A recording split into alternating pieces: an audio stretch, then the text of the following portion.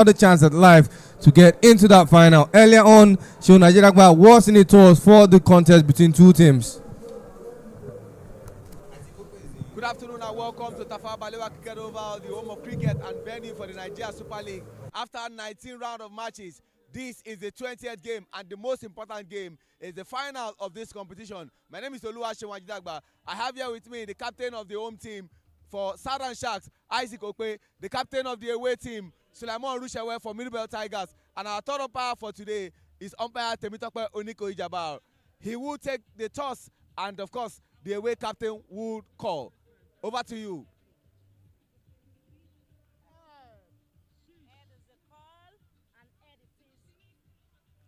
Of course, toss done and dusted. Captain Sulaiman Rushewe wins the toss. What are you doing? I would love to bat first. Why do you want to bat first? Our wicket looks good compared to the game we watch in the morning. I think wickets lose nice and easy to bat on in the morning, and hopefully we get minimum total on the board. What kind of total are you looking at? I think we need to get as much as we can, because I know we come into bowl later in the evening. The wicket looks better more, and hopefully we can use the wicket when it's a bit fresher. All the best. Thank you. All right, you just heard from Captain Sulaiman Rushewe. He won the toss and is elected to bat. I have here with me the home team captain of Southern Sharks, Isaac Okpe. Isaac, if you had won the toss, what would you have done? Well, I would have batted as well, but it happens cricket, so you got to plan for the second option. So what do you intend to reduce your opponent to? Yeah, as low as possible. If you can get them 50, 60, it will be fine for us because we're playing 10 overs game. I wish you all the best. Thank you very much. All right, the toss is done and dusted. The two teams are beating themselves. Who wins the final? That's the big question that is left to be answered. This is the Nigeria Super League. The final, and of course, is the Southern Sharks versus the Middlebelt Tigers. This is CBS, the home of cricket. And there you have it, the Middlebelt Tigers winning the toss and taking to the field first. They will sending in their most competent batter at the moment, Suleiman Chilemaya, to pair up in the opening. They said, I haven't really found that much of a difficult technique. You know, the Southern Sharks already taking one win against the Middlebelt Tigers, as it's one win apiece for both sides, with the Middlebelt Tigers losing in the previous round of encounter, but that loss saw them with another lifeline to take revenge going into this final after they beat the Central Eagles and got that second life, did not waste that second attempt and got themselves into the finals. And the first ball, not surprised to see any Precious take it, and not surprised to see the run stick off that first ball.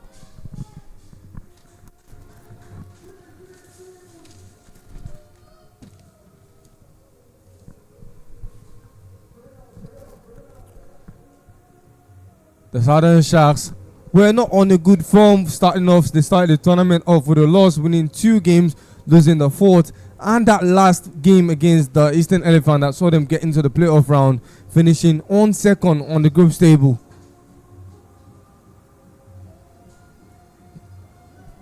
And now they qualify for the finals. Both teams deserve to be here in this particular fixture, in this particular match in the final.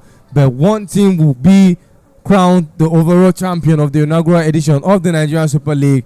But we are just 58 balls away from seeing how the inning ends, and another 60 balls in the second over to totally conclude on who gets that crown.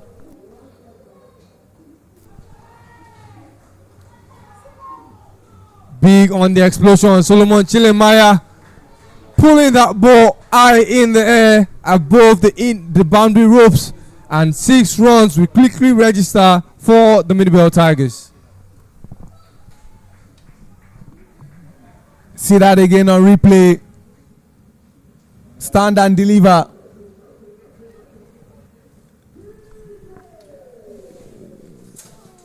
Ayeni Precious being sent for the maximum. They know that there's no time to check time, like they say in local parlance.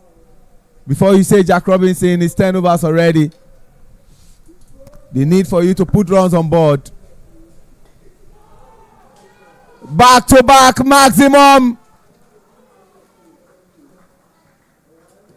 I had a conversation with Solomon Chilemaya, and I said, what is going on? 2 back-to-back games. You have not really shown like a million stars. And he said, there's no pressure. Peter, this is one man that has scored 49. He has scored 47. And today he knows there's an opportunity for him to eventually be the best batter of this tournament, hoping that in the second innings, Isaac Danladi does not have a good game. Yeah, in the last encounter with these two, he did not get into double figures, and I knew that he had one thing in mind, and that's if he's given that extra lifeline, that another chance of meeting the Southern Sharks, he will go low out, and he has started off explosively.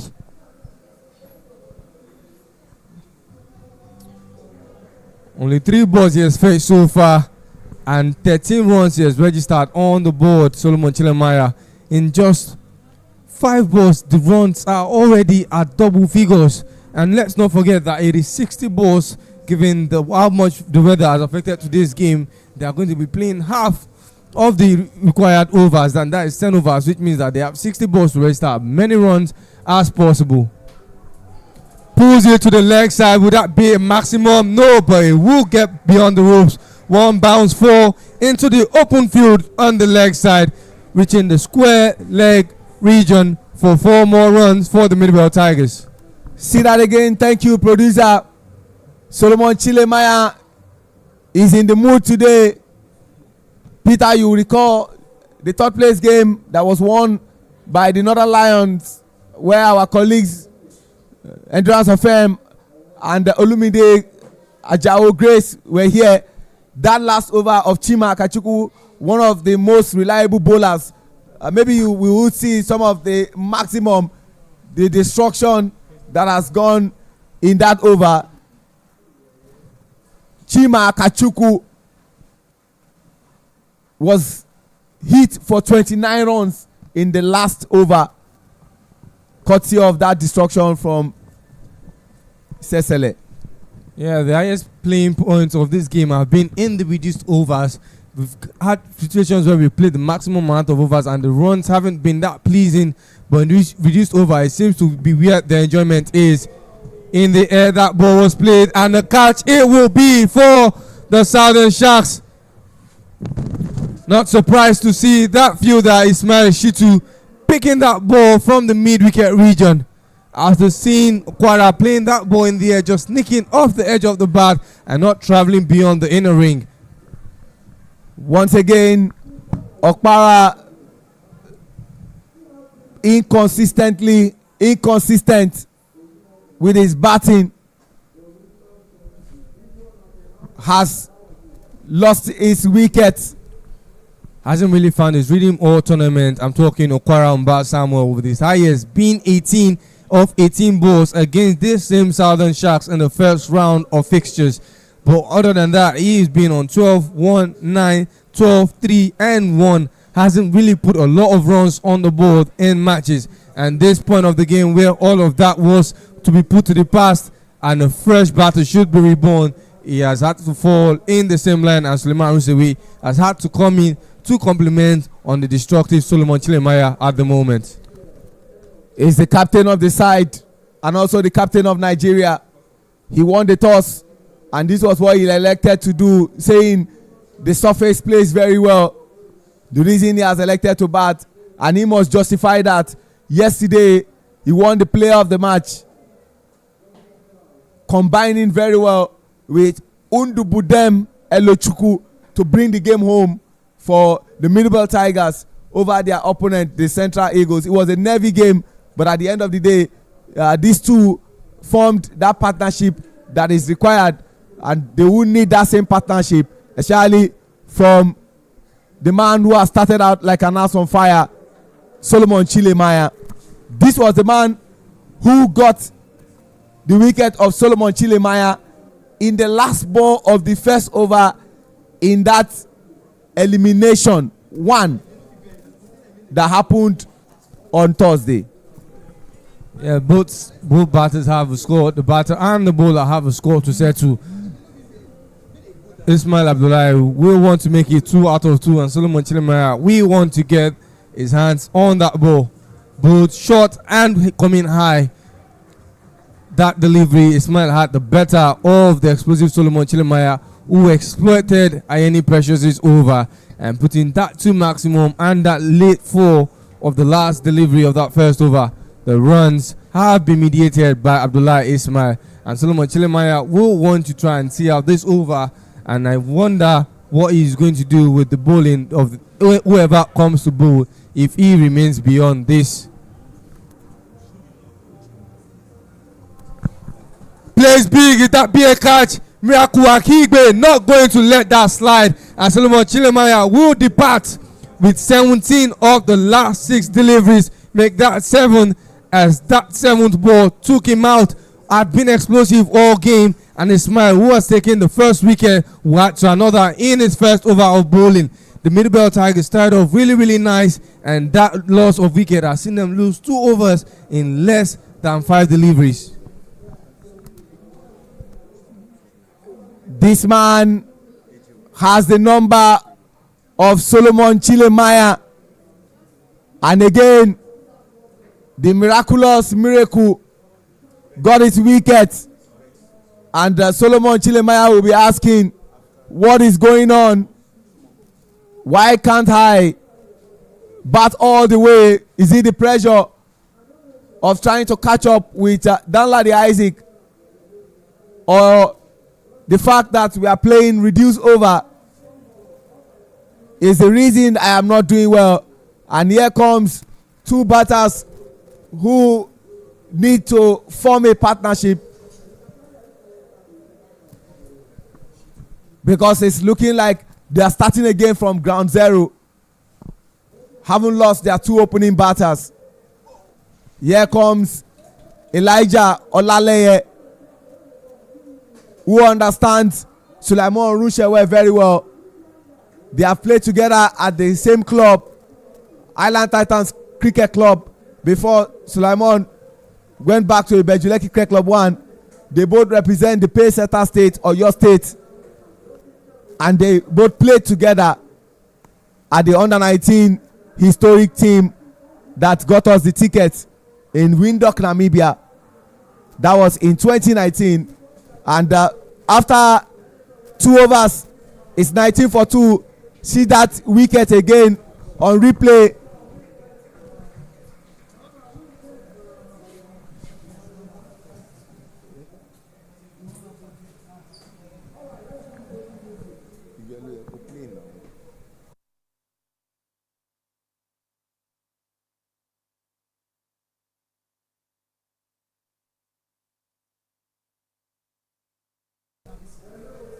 And see that wicket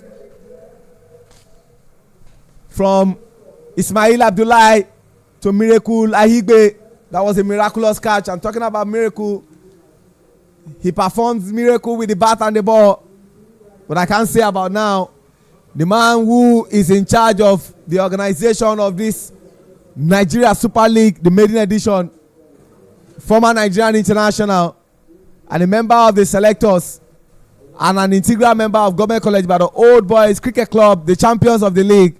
Great to have my brother, my friend, former player of King's College Old Boys, former player of the great Obafemi Awolowo University, Ile-Ife, Oluwaseun Odeku is here. Good afternoon. Welcome. Good afternoon, Seun Ajidagba. Thank you for having me. I just want to ask you, Seun, you've been following up. I know you're a very busy person, but as the man who chairs the organization of this tournament, how excited are you that this finally came to fruition? We're grateful for the opportunity to have put this together. I think we've spoken about it over the years, and finally we've been able to put this as a package. We've seen some very interesting cricket also. We've seen the very best of Nigerian talent on display, and hopefully it will achieve the objectives that it set out to do. That was a wonderful maximum. Sulaiman Rushewe dispatching Ayeni Precious. Ayeni Precious into his second over has been hit for 3 sixes. You will be saying what's going on. Sulaiman Rushewe and Olaleye need to do the job in the absence of the 2 wickets that they lost. 2 more good balls will be bowled, and this will bring us to the end of the power play. It's a 10 overs game, and I'm still having the company of Oluwaseun Odeku. This is take 3 of this fixture. They're beating each other 1 apiece. The question is, who takes the most important win? I guess I'm meant to be neutral, so I would say maybe the best team win. But I think more importantly, we want to see high quality cricket from both sides. Yes, and I think we've started. The game has started well. 29-4-2. Add another 4 to that, bringing it to 33 runs for 2. I think run rate is pretty good. It's what we want to see. Projected score of 117 in 10 overs will be a very good one. Yeah. The replay said it all, and the bowler almost was going to stop that, but the awareness wasn't there. And it seems as if these teams like reduce over, because most of the runs that we have seen that have been very eye-catching have come during the reduced overs. Absolutely, I think it's a mental block that we see. I think just knowing that you have limited overs allows the players to free their mind and go after the balls, and we're hopeful that that can be transferred to proper 20 overs game as we go. Nigeria is going to be touring Namibia shortly. That's what we want to see. Trust your process, trust the training you have, trust the hard work you've put in practice, and just go out and execute fearlessly. I think we're hopeful that the guys will be able to do that. Yeah. 34 for 2 after 3 overs. We have come to the end of the power play, and I must say that Seun, your level of cricket can never be in doubt. International Cricket Council brought about something they expect to see in T20, where they will say first 6 over is launched, not the LUNCH but LAUNCH. 7th over to the 14th over, they will tell you to consolidate, and 15th to 17th over, they will say accelerate, and of course the 18th over to the 20th over, they will tell you to finish. I'm sure that's one of the many things you expect teams to be replicating, that after the power play of a proper T20 game, 6 overs, teams should be on 60, 70, 80 runs. Absolutely, but interesting concept by the ICC. But I think when you look at the way the IPL is going, I'm not sure they got the memo. It's been launch, and launch for most of the teams in the IPL. We're seeing scores of 240, easily chased. Yeah, so interesting concept by ICC, but when we look at the trend cricket is going with, I don't think there's ever any pause. Things around the consolidation phase, teams always still accelerate continuously. So yeah, it will be interesting to see how that catches on. Yeah. You talk about launch, 2 maximums from 2 deliveries, and Isaac Okpe had to go and meet Isaac Danladi. What's going on? 2 balls, 2 sixes. The first one looked like it wasn't that far, but the second one was even much better, and they understand the brief. Again, it's the mindset shift. 10 overs, reduced overs, exciting cricket. That's what we see even across the world in the T10. So the guys are taking making the most of it, and we're hopeful that it's going to be an interesting game.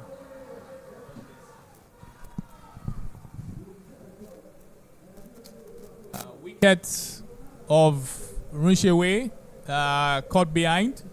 by the wicket-keeper of the bowling of Danladi Isaac. That should reduce the momentum a bit, I would think. But it will be interesting to get your thoughts, Sean. Yeah. This is Sulaiman Rushewe, who won the game for them yesterday, and he knew within himself that what did I just do? Maybe I will leave you, the expert who has gone on several wars, to narrate what Sulaiman just did. I think the ball was not too short, so he tried to cut a somewhat full, I'll say, good length ball.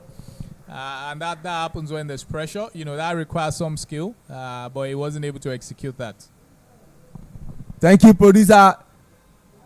Again, Kufrola Lukman was alert to read that, and in comes one of those few players to have won 2 player of the match, but in their previous game he had a game to forget.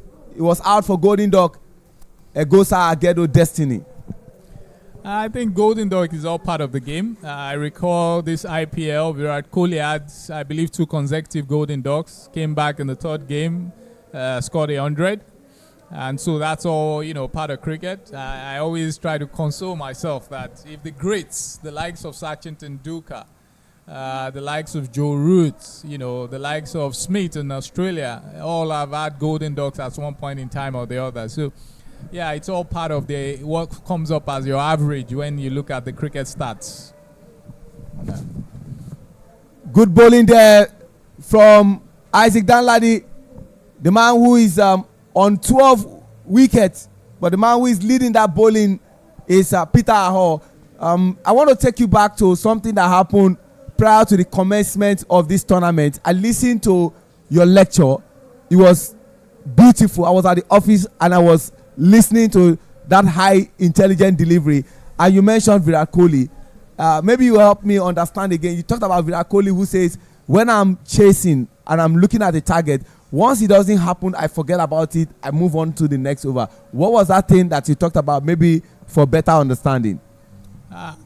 In cricket, I think there's what they call the scoreboard pressure, which can always cloud our judgments and make us look at tasks in a bigger way than they actually are. So what you need to do is to break down the target and the chase into smaller goals and objectives per over. And you target, you know, you make those targets work for you. You look at it and say, how many runs do you need in an over? And, you know, you consolidate on just working on achieving that to the best of your ability. Not necessarily being carried away by the daunting total in itself, you know, and you continue to work at it over per over until you get to your goal.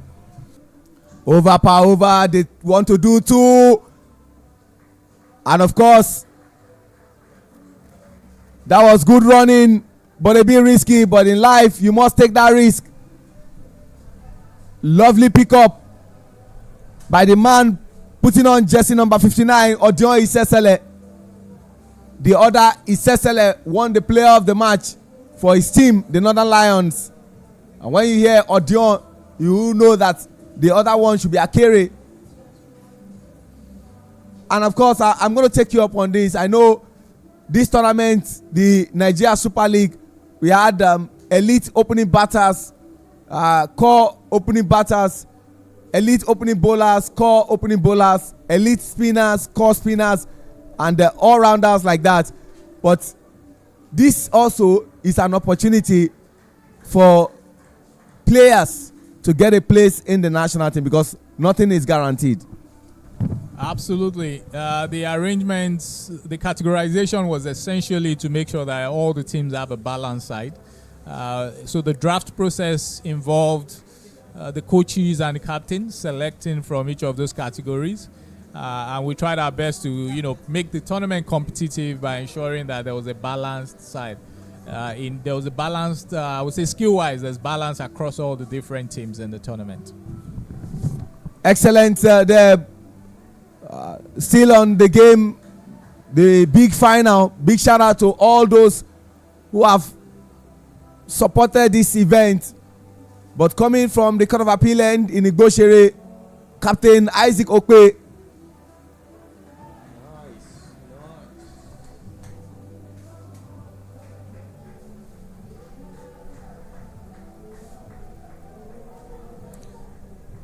Interesting game coming up. I believe Elijah is the anchor. 21 of 12 balls, looking solid. In the midst of the numerous boundaries, we also have to rotate the strike, and I think he's done that excellently.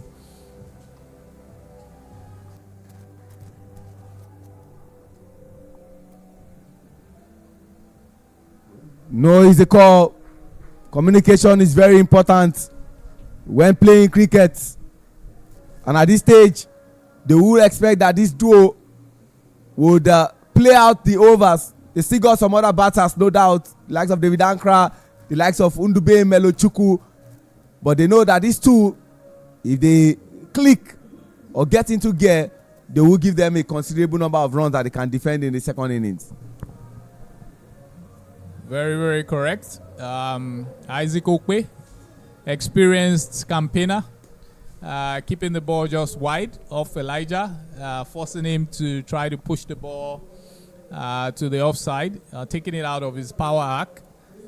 Really experienced campaigner, he's played for Nigeria for so many years, and I think that's reflecting in his contribution so far to the Southern Sharks, who started off not so well, but they've come back really nicely.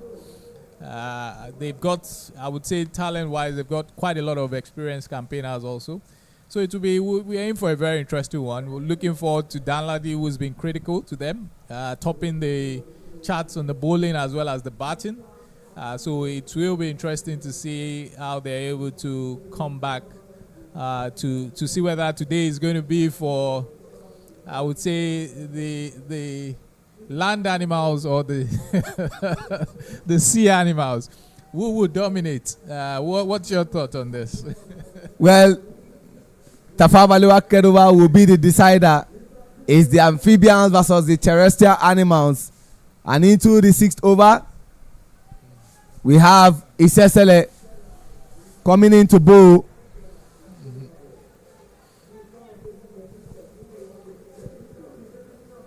Again, run rates slightly dropping from the reduced boundaries. Up. And that shows up in the pressure that's been building. Another wicket lost. Olale is out, caught at mid-off, long gone, sorry, I beg your pardon, of the bowling of Isesele. And unfortunately, the man who caught that ball, Kenneth Boniface, is someone you don't want to toy with.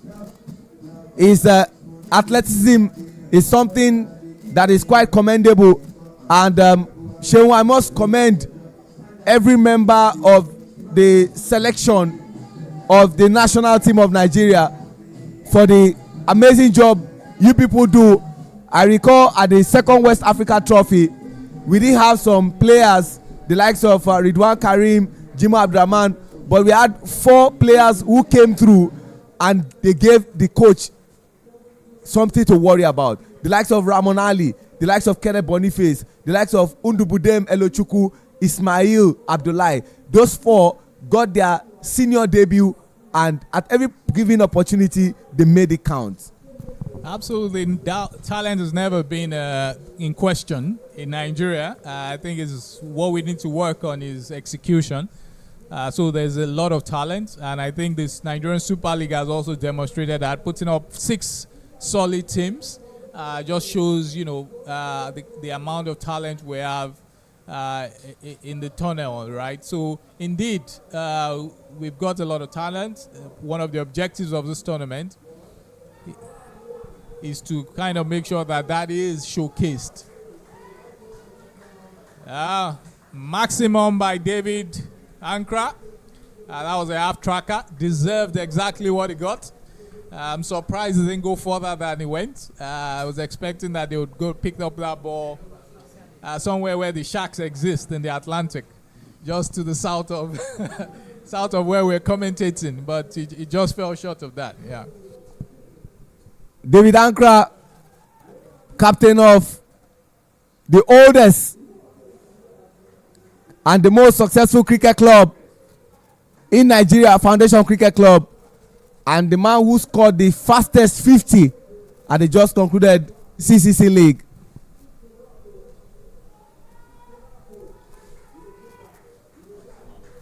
Another maximum by David Ankra. Really seems to like his SLA. Taking a liking to him. 2 maximums already in this over. We're beginning to see some very interesting total building up. I'm a bit surprised that Eosa came ahead of David Ankra anyways. I felt maybe David could have come in and eased the pressure on Elijah. But the team probably just wanted someone, they wanted to reserve David to the tail for the second half of this innings. Last ball in the 6th over. Top edge and 1 run taken. So David retains the strike. Really, if David stays the next 3 overs, I think they will take the game away from the Sharks. And talking about taking it away, check those maximum. This was the first one. Danladi Isaac thought he had an opportunity, but that opportunity fainted when the reality dawned on him, and that's the second one. And I must say, this tournament has been very good because all the 6 franchises have coaches that are very experienced that they can work with. The team batting, the Middlebelt Tigers, have coach Daniel Jim and of course Aziz Salako. Daniel Jim is the under-19 coach of the men's team. The Southern Sharks have Onwu Dinwiye Okechukwu, the one we call Jaman, as the assistant, and Coach Eishonde, former under-17 coach, as the coach of that team. The team that came third, the Northern Lions, also have their own coach in the Sheye Olympio and Onomeo Genekewe. And of course, Ademolo Nikoyi and Friday Udo are the coaches of the Central Eagles. The Eastern Elephants have Tamuno John, the man who went to Omtex Cricket Academy in India, one of the best, having as his company Efosa Hawa. And the team that finished in bottom place and didn't win any game, Leke Oyede, former coach of the Female Yellow Greens, and of course Justin Okere as his assistant. So credit must go to all of you who are put this together. Thank you very much. I think the objective also was to make sure that we gave our coaches an opportunity to express themselves. So beyond the player development, there's also a coach development angle to it. And just even beyond the coaches, we're looking at the ground staff, the technical team, the commentators like yourself, the man behind the, I would say our producer, Abayomi, and all, just everybody who's been involved. I think we continue to give ourselves an opportunity to excel at what we do, show the world that we're a cricketing nation. The broadcast quality has been spot on. Commentary has been fantastic. Highlights, everything has been really, I would say top notch. So again, an opportunity for everybody to continue to improve as we strive to get to greater heights in our cricket. David is angry. Not a maximum by David. That wasn't too bad of a ball, but he got on top of it, and I think he put it almost going to the court of appeal. Indeed,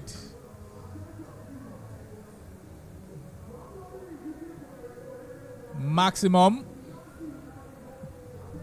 over long off.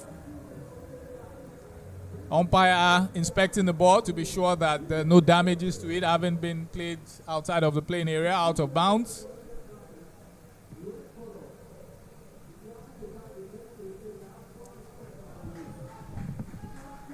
A bit of outer edge there, stopped by the fly slip. David really looking to take this game away, 13 off 5.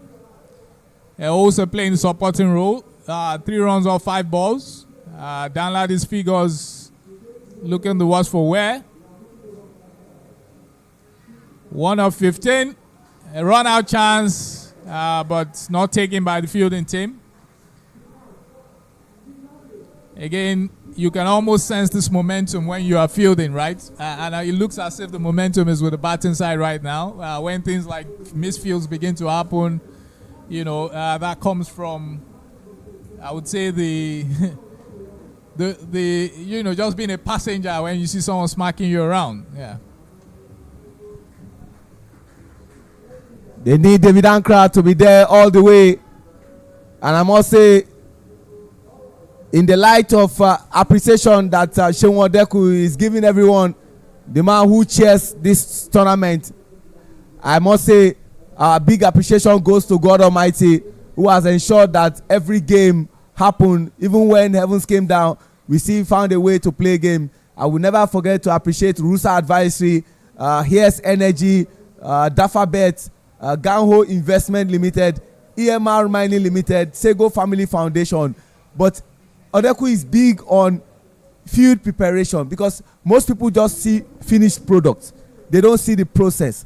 And that process is those who prepare this ground. Starting from Abubakar to Mark, Exra, to Khalifa, to Dennis, to all these guys who prepare the ground and make sure that 20 matches we had here, every game was good and there were no complaints about the pitch. Odeku, I need you to chime in on the ground stuff. I think it's been wonderful. TBS has really played well. We've seen scores of, I believe the highest score we've seen is around 160 mark so far. So yeah, it just goes to speak to the way the pitch has played over the last 3 weeks. Fantastic job by everyone. Couldn't be prouder of the team.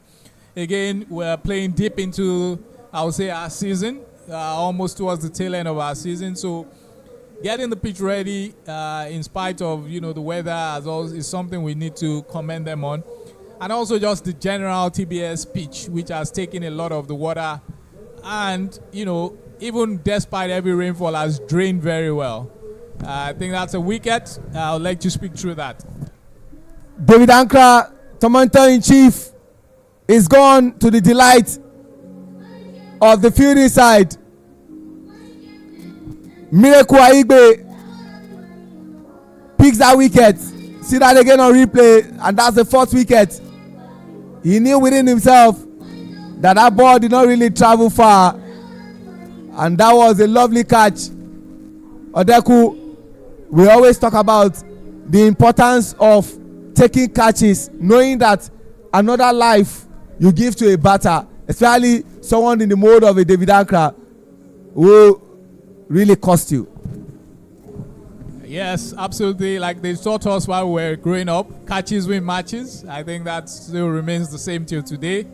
John Two Rhodes used to say a run saved is a run made.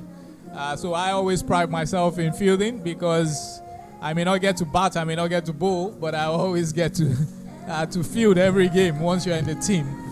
So that's one area you need to continue to work on. Taking those brilliant catches. A catch can transform the way, the momentum of the game. And I believe that we may see some of that, having taken out the danger man of David Ankra, who's now back in the pavilion. So we're back to 578 for 5, 7.5 overs. Again, impressive run rate when we're playing reduced overs. Hopeful that our guys can can take this into the T20 game, and we begin to see him totals of 240 like we're seeing in the IPL. Yeah. In comes Undubudem Elochukwu, left hand batter, and Miracle Aigbe is the bowler coming from the pavilion end. Undubudem plays it up on the ground, and then they do 2 runs. Yeah, 2 comfortable runs. A bit surprised they were able to make the 2 so comfortably. Feel that should be attacking at this point of the innings. Every run counts. There's this mental barrier of just crossing 100 runs, which we all talk about. I would want to keep them under that, just to give me that extra mental advantage, and I, just to make sure that at least we in chasing, we're chasing something that is below 100, which would be ideal. 10 runs per over in this final would give us a fighting chance. Yeah. Last good ball of this over, and we'll come to the end of the 8th over.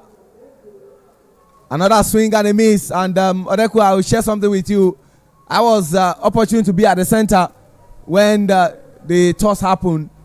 The away team won the toss, and that's Sulaiman, and he elected to bat. And I asked him what informed that decision, and he said the wicket plays very good. And I also went further to ask, what total do you have in mind? He said, we just want to put good runs on board such that we have the chance to defend in the second innings. Unfortunately for Isaac Okpe, who is a home team who lost the toss, he said if he had won the toss also, he would have loved to bat. But again, they have to do what they have to do since they have been put in to go in and field. Yes, I would have also elected to bat. In our own region, the pitch, the weather plays very little role due to the high humidity that we have. Very little role in how the ball subsequently moves towards the end. Batting first, again, setting a very daunting total gives you a mental advantage, something where you can work with. Doesn't always work, especially when you have experienced campaigners like the likes of Isaac Okpe, Dan Ladi, and also up-and-coming Kenneth Boniface, who I think is one of the best talents that we've seen in the country in a while. Really impressive batting from him during the league. Hopeful that we can see some fireworks to make this game really exciting in the second innings.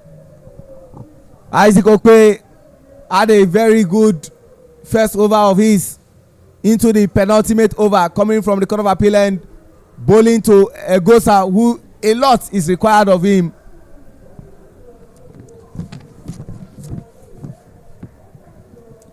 Isaac is an experienced campaigner. Fantastic over so far. Very solid economy rate. Just gone for 4 runs in the first over. No wicket yet, but those are the things you see. As a member of the team, having played with Isaac, he tends to build the pressure. He tends to do his job. He tends to bowl for the team, and you can see that reflected here, not having taken a wicket, but very, very solid economy rate. And he started off also very well in this second over. Very well bowled.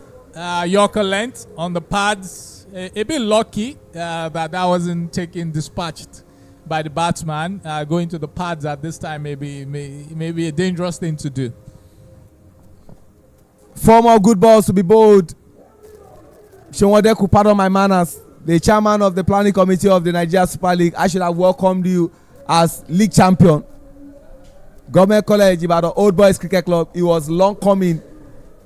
They've knocked, and finally the door opened. And they were clearly the better side in the season. 2 runs they want to make, it looks risky, but eventually they get it. Again, 2 runs that should have been won. Hopeful that these runs will not come back to bite the fielding team. Again, Boniface should have done better. Even Isaac should have been closer to the stumps. And that would have been, I believe that should have been a run out.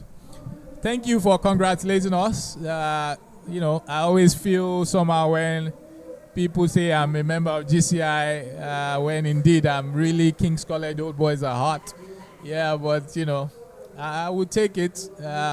For me, it's always about playing beautiful cricket.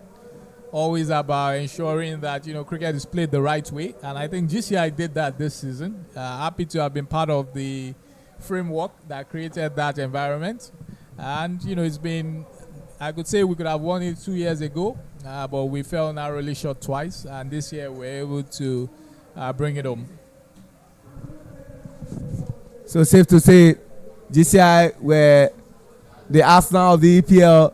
They were knocking, and eventually got it, even when I know you support the red side of Manchester. Well, maybe not 22 years, but we'll take it. I know some of my Arsenal fans are listening, so let me just say, wishing you the best today. I realized that I had a new trait that I never knew existed, and which is that I'm always happy for people who are happy. So I was really happy for my Arsenal friends who were extremely happy. Just the joy of seeing them really happy made me happy. And just for that, I want them to win the Champions League. and you are not concerned about the noise pollution that comes along with that happiness. 86 for 5 after 9 overs. We are going into the last over, and the reality, Odeku, of Team Middlebelt Tigers scoring 100 and more looks a bit difficult, especially from where I'm watching things from. Ismail Abdullahi, that youngster who knows how to deliver when it is clutch, is bowling. I know I saw this boy bowl against Middlebelt Tigers, the game they won by 1 single run. He was on the brink.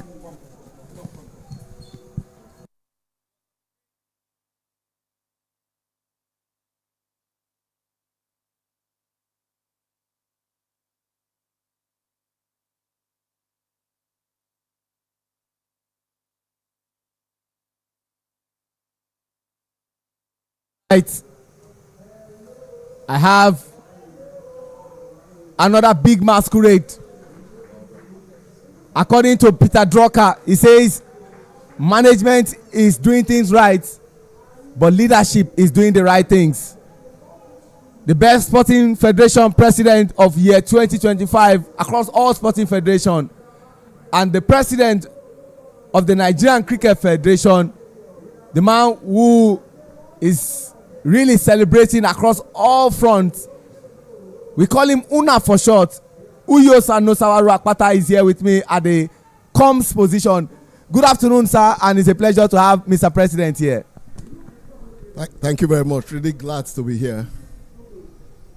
You are someone who says it and does it. I recall on Sunday, April 19, 2026, at the closure of the league season, you said you are coming up with something that the world will be proud of. And we can say, Mr. President, the Maiden Nigeria Super League, we are proud of you. How can you summarize this tournament?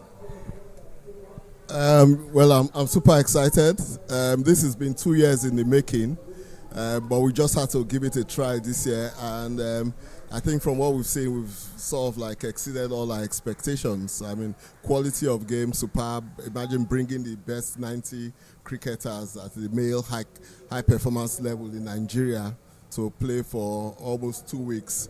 Competition, the spirit of the competition, while under a friendly atmosphere but quite competitive. Officiating, the background arrangements, everything has just gone according to plan. So I always want to, at the end of the day, take the glory for this, but the organizing committee led by Shewa Odeku, they're the ones that deserve all the praise for at least coming up to scratch, as it were. Mr. President, you have followed this competition from day one up until this moment. We said we're going to have 20 matches across 15 days, 1 venue and 1 winner. And the more reason I'm praising you, sir, for your leadership style is we saw heavens come down sometimes. And the way this pitch plays, you will never know that it rained lion and elephant today. What can you say about this Tafawa Balewa Cricket Oval? Because I recall when Nigeria hosted the Under-19 tournament, the Kenyans came to meet me and said, credit must go to Mr. President and the ground staff because they never thought they were going to play that game. The pitch plays very well. Well, the ground staff, they've been really excellent, but I think at the end of the day, you need to build something sustainable. When we were doing this about 7 years ago, the underground system was perfect. And for a place like Lagos that it's below sea level generally, and Ikoyi here because of the nature of the soil, I mean, it's just been outstanding. But it's all about the initial construction works with the perfect drainage system, underground drainage system, more importantly, maintaining it on a regular basis, all the ground staff, led then, of course, championed by our own landlord of this place, Mr. Rickson Tete, pulling off 20 matches. I had predicted that there may be 1 or 2 days that may be washed off altogether, but I think we've managed to pull it off. Mr. President, the whole vision of this tournament is to have, oh, that's an excellent shot from Undubudem Elochukwu. Most times when I talk to you, Mr. President, one thing that comes to mind, and I hear you clearly, is thank God I'm just Mr. President and I'm not the coach. It's usually very difficult for coaches. And I was talking to Odeku, I said, when Nigeria hosted the second West Africa Trophy, we had 4 players come through and they justify why they were in that team. One of such is the man who hit the 4, Undubudem Melochukwu. The man who bowled that last over, Ismail Abdullahi. We also had Ramon Ali and of course Kenneth Boniface, who have shown that they want to be part of the main team. Let's talk about this tournament. The ultimate goal is for our national team to compete favorably. Where do you expect to see your national team? That they will be presenting a list of 30 to our board technical committee. Thank God I'm not even amongst the selectors. A meeting took place with Steve Bagongo earlier today. So coming up with 30 people is going to be a challenge. I mean, all across board. But hopefully we may extend that. It's not as if the work is going to be easier to maybe 36. So there are like 3 teams then. Another 1 week of playing together, 3 teams. We hopefully make the work easier. But for me, be as competitive locally, but hopefully they will carry that spirit internationally.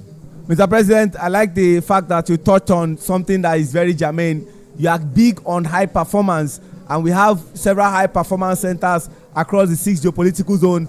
As we speak, our female team are currently at the Edo Boys High School, Ugbo of Benin City. They are preparing for the yearly Kibuka Women's Tournament. But let's talk about the coach, Stephen Maziva Mangongo. What gave birth to Maziva? How easy was that process? Well, not. I think at the end of the day, when we had our previous coach was leaving, Steve Tikolo, it was sudden. We just quickly went on board. As a board, we wanted to get, Steve set a very high standard. We weren't going to go below that. So we went through a lot of sounding process, meeting pairs. No one would know, but guess what? When I asked in sort of like exit discussions with Steve Tikolo, great guy, I said, okay, who do you think can continue where you left off? Give me 3 names, and number 1 on the list was Steve Mangongo. So it's like, they know themselves, they are similar in terms of their passion.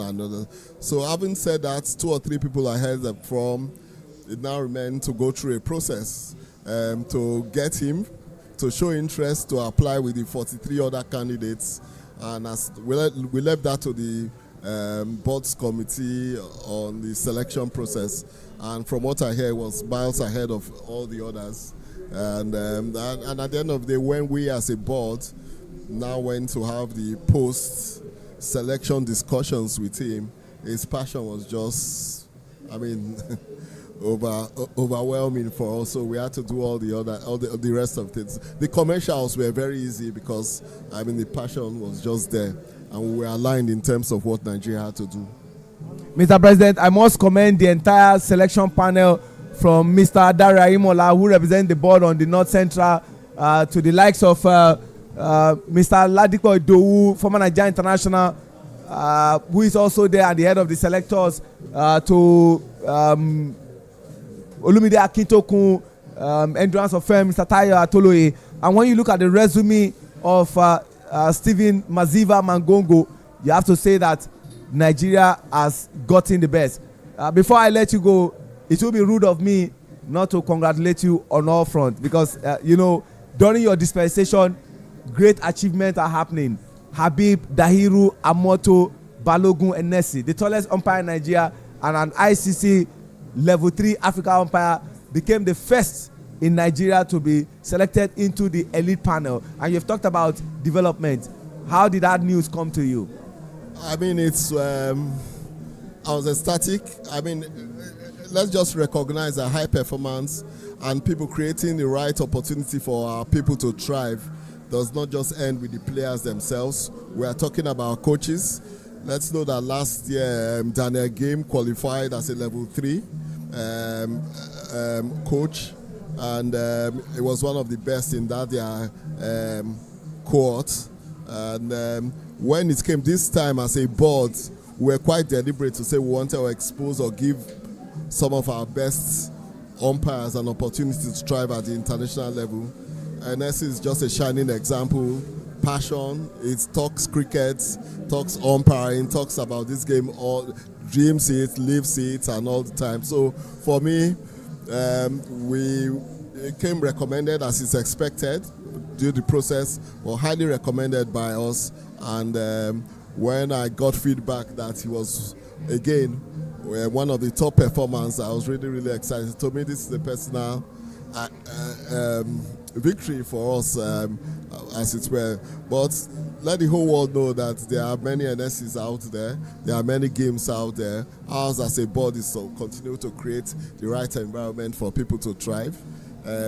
Exposing everyone to this kind of tournament is good. Let me just say, for those people who have enjoyed the last 14 days here, just look out for next year. Next year it's going to even be bigger and better. We're going to open it up to each of the 6 teams to attract international players to be a part of their teams, and hopefully there will be like a bidding process, trading, where you do a lot of trading to balance the team and all the others. And I believe some of the sponsors will also come on board. So for me, the foundation has been built, so let's just get ready for exciting times. Thank you once again, Mr. President, and I must say a big thank you first to God Almighty for allowing us to play the game of cricket.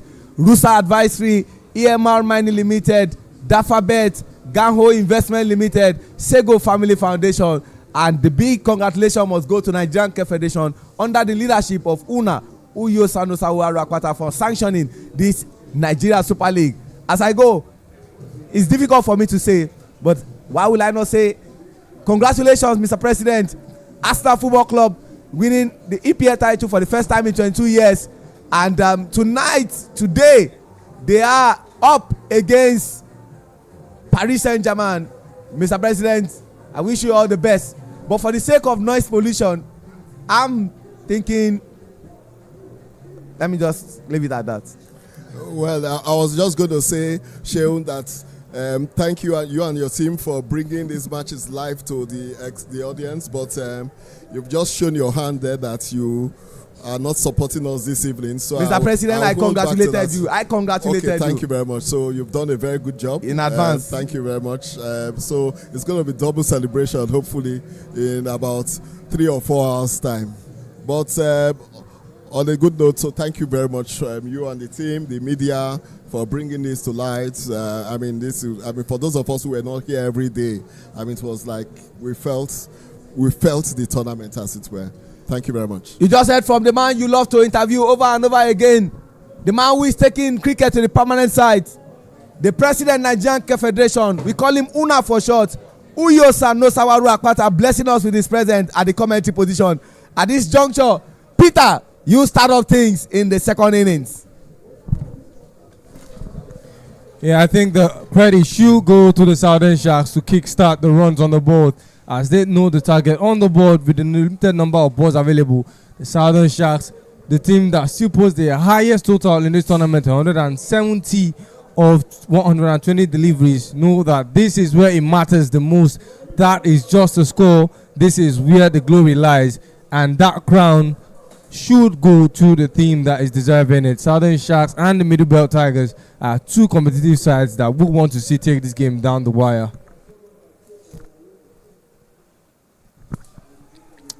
Beautiful shot. Just tips that ball over the grab of the wicket keeper. Beautiful batting by Danladi Isaac. Agosa coming with his specialty of hitting that ball hard on the deck, and Danladi anticipated that, and of that delivery just put it into the empty region of the field and skyrockets the runs to 6 of 2 deliveries. I was going to ask you, Peter, even when I know you are not a coach, was it the best decision to allow Danladi Isaac open batting? You've got only 60 balls, and every dot ball will certainly count. And if you cannot send your best batter and you're worrying about them losing a wicket, then your problems are bigger than just the runs you're on board. if you have to have competent batters that can keep their wicket and as well chase targets. So sending Danladi is a very, very brilliant idea, if you ask me. And Danladi Isaac has his eyes fixated on winning the gong as the best batter. And Peter, you and I were privileged to be in Abuja together for the second West Africa Trophy, where Danladi Isaac, among the 4 countries that participated, Nigeria the host, Rwanda, Sierra Leone and Zambia, Danladi Isaac eventually won the best batter of the tournament, and by virtue of that performance also got into the team of the tournament. And they are making everything count because they know what is at stake. He has to look for a solution around this.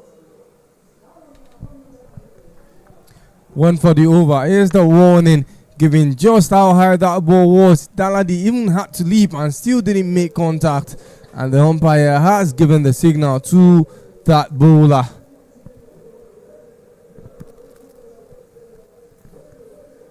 He ran on the deck and caught into the gap, but there was a fielder in place this time as the Southern Sharks will only settle for 1 run. The runs so far are looking to be very steady for the Southern Sharks, still above the required run rates going into the next over, as Egosa, one of the most efficient bowler for this Middle Belt Tigers, is seeing himself give out runs in the first over of play. This is somebody that went on to give out only 1 run in 2 overs both in the Eliminator 2 against the Central Eagles.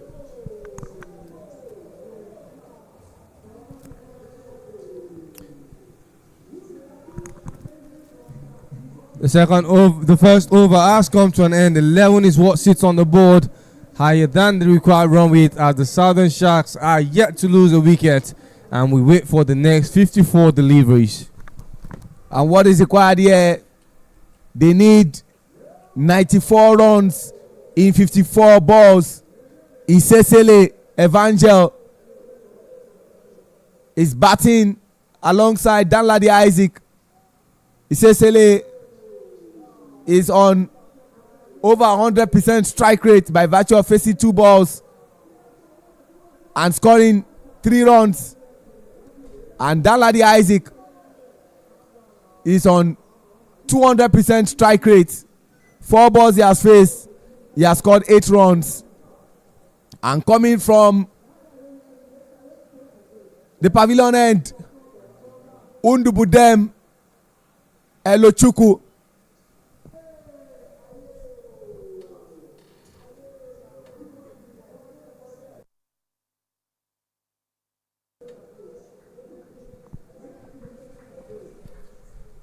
Peter, you are also the man for the start.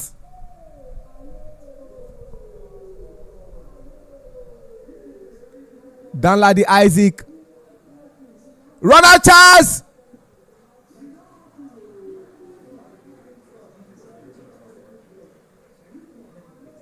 And he was in. Danladi Isaac. He took a risk. What a risk that eventually paid off. That ball did not come on time.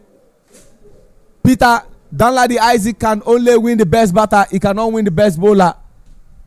He's on 13 wickets. The man on 14, his team did not eventually win the 3rd place, Peter Hall. But Undubudem Elochukwu can win it by virtue of him still bowling.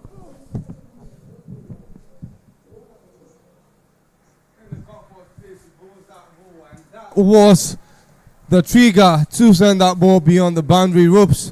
It is 4 more runs for the batting side. Isesele, the other half of the Isesele brothers, the previous one playing for the Northern Lions, that helped his team get the victory, and this one is being tasked with the responsibility alongside Danladi Isaac, and he is off to a blistering start. 4 runs. The runs are still boosting and going significantly higher than the required run rate. 1.3 overs gone, 16 for no loss. See Sulaiman charging his mates. Guys, he's not Uhuru yet. Lovely shot.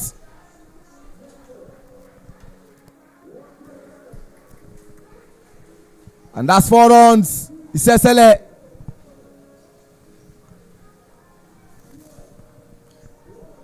That ball was already there for the play, putting it just outside of the leg, giving essentially that strike and that position to loft it down over the in between the outfielders and get that boost again for the Southern Sharks. The field placement every time the run ticks down at this rate, the Middlebelt Tigers are questioning themselves as to what do they have to do to dislodge this partnership. Mind you, the likes of Kenneth Boniface and Isaac Okwe are still in the batting lineup for the Southern Sharks. So this means that if the Middlebelt Tigers need the wickets, they have to start taking them now.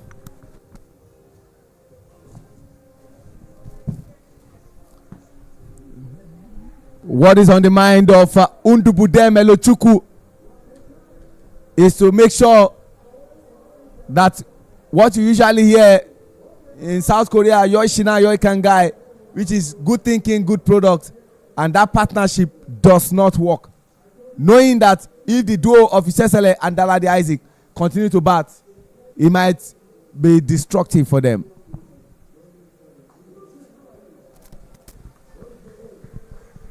Ricochets off Undubudem's arm as that ball would have certainly gone beyond the ropes if he was in there, and they will settle for 1 to end the over. 21 is what sits on the board for the Southern Sharks after 2 overs of play with no wickets lost. And you can see Captain Sulaiman Rushewe having a conversation with the man who will be bowling from the Court of Appeal end, Rashida Bolari. You don't know which Rashida Bolari you're going to get. Is it the Rashida Bolari that on his day can be a tormentor in chief? Or a Rashida Bolari that can give extras to the batting side? Because at this stage, what they need is dot balls or wickets. And yeah, Bolarian hasn't picked up a wicket in any of his last 3 bowling innings and will need to do that in this very much deciding fixture. And it started off well with that dot ball to start the over. He's been on good economy but hasn't had a wicket to complement any of his bowling innings in the last 3 games, including one against the Southern Sharks. The last time he picked up a wicket was one against the Southern Sharks in the 4th game of the group stages. And now hasn't picked up any wicket since then, but he will look to pick up and maintain momentum.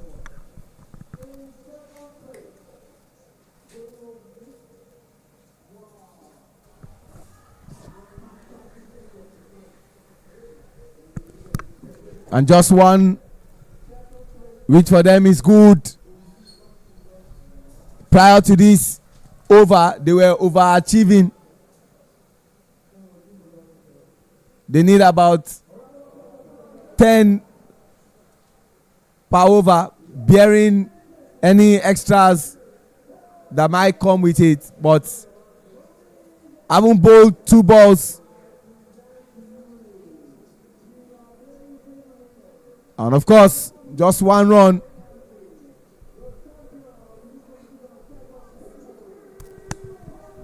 Been consistently off that wicket line, and Danladi and Isesele have struggled with making contact with those balls. It seems like they are expecting a swing. You know the kind of bowler that Bolari Abdul Rashid is. He likes to be quite more of a mystery, swinging balls at will and beyond the expectations. And Danladi does not want to lose any wickets anytime soon, seeing just how much of a form he is in right now, running between the wickets.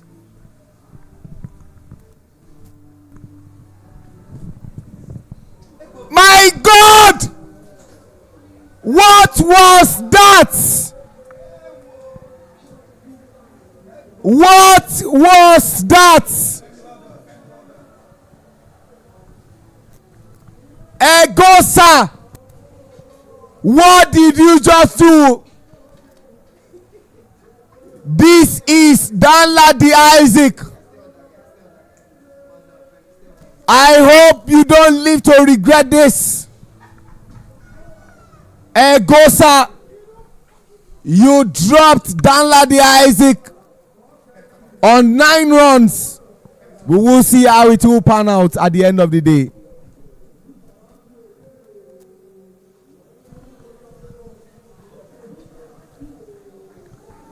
Beautiful start by Suleiman Runsewe. That would have been the first wicket. Did something similar to that Egosa yesterday again. The Central Sharks dropping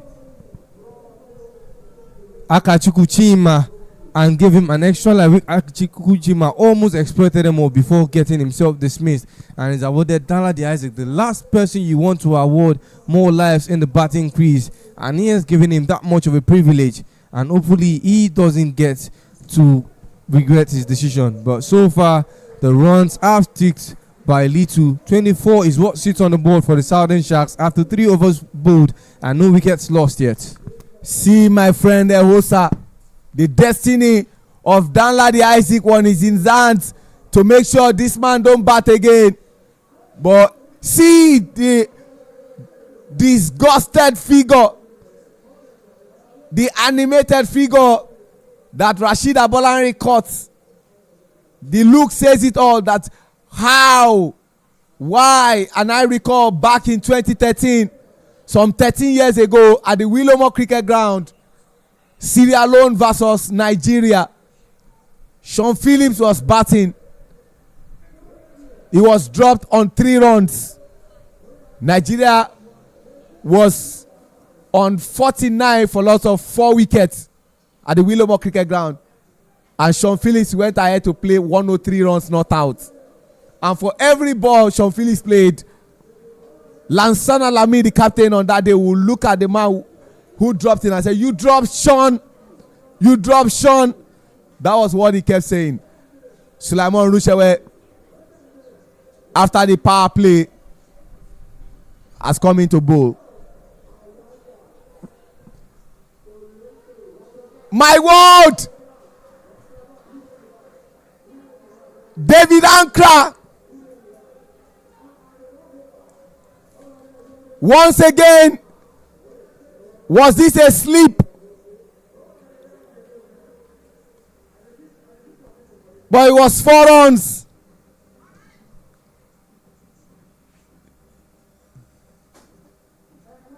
White ball, which is not necessary. Rashid Abolari did what he could do in the previous over by reducing that run rate. Suleiman can do better. Much better bowling. He knows that dot ball is what I can do, or better still, get a wicket, especially breaking this partnership of Isesele. What was he trying to do? Doing what Olumide calls inventive shots. And he missed that. Isesele.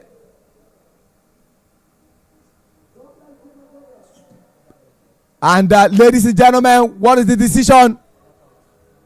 He's not out. They were looking at the square leg umpire, Habib Dairu Amoto NSA. They say big umpires for big occasions.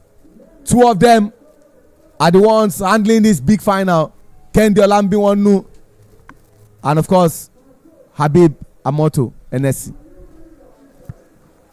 Good over there. Peter, say something about the bowling of Suleiman. Since being played for that 4, he's been able to cut down a lot of things.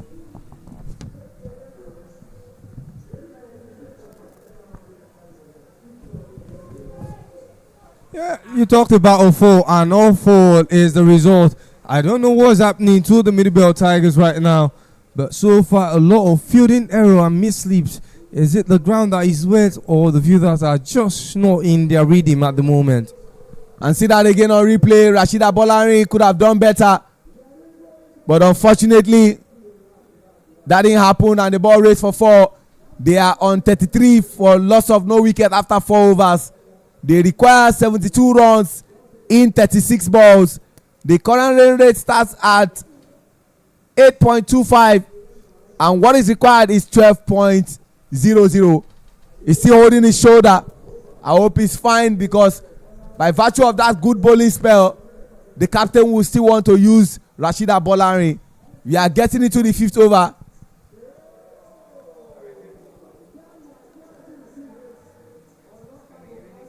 And who will the captain entrust with the ball? Is going with Shina Awodele. Is going with Shina Awodele. Shina Awodele has been entrusted with the ball. And one of the many things they expect Shina to do, if you cannot break this partnership, you must ensure that they don't score boundaries. They must dot your balls. They must get singles, which would ultimately put pressure on the batting side. Danladi Isaac, the man who was given a second life, didn't get to face any ball in the previous over. He has 10 runs from 8 balls. Will Shina Awodele get his wicket? Or will he teach Shina Awodele a lesson and telling the team that thank you for giving me a second life?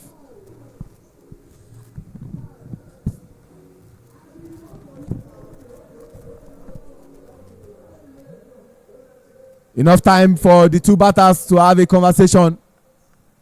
Isaac Danladi and Isesele Evangel. And the umpire having a conversation with the captain of the Middlebelt Tigers, Sulaiman Rushewe.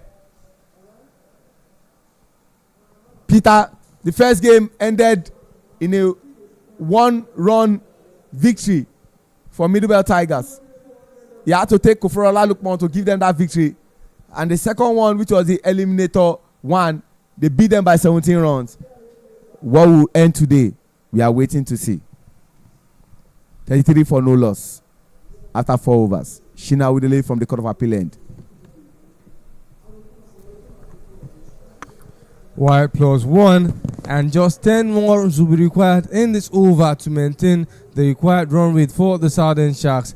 Right now, the Middlebelt Tigers really need to have their field setting in place. They've dropped 1 catch and misfielded on 2 separate occasions, giving 2 boundaries out of those 3 opportunities and losing a wicket as well.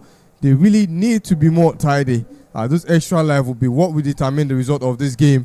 And almost very quickly, without go to the boundaries, David Ankra doing much better at the ropes this time, not seeing that ball go through, and they will settle for 2 runs.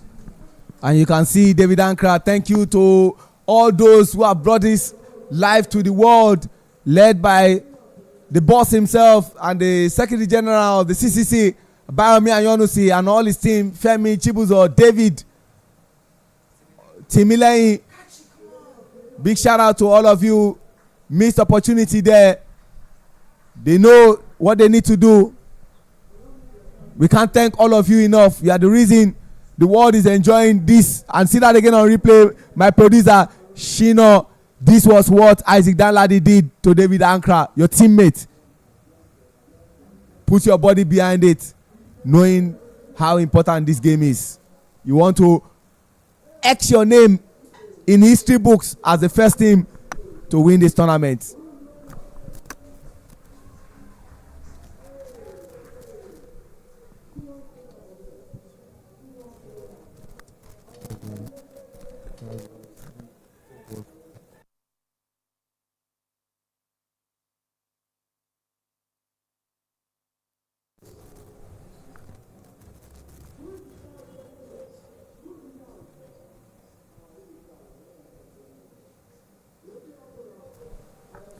Play straight down, but the field is already expanded, which means that there will be fielders inside, and that will have almost be a boundary ball due to a fielding mislead, courtesy of a back call by Gosa Agedo. That was the only reason why that ball didn't get to the boundary ropes. The Middlebelt Tigers, like I said, really need to be more tidy in their fielding. There have been a lot of slip-ups, and that is only enabling the Southern Sharks to easily add more runs on the board.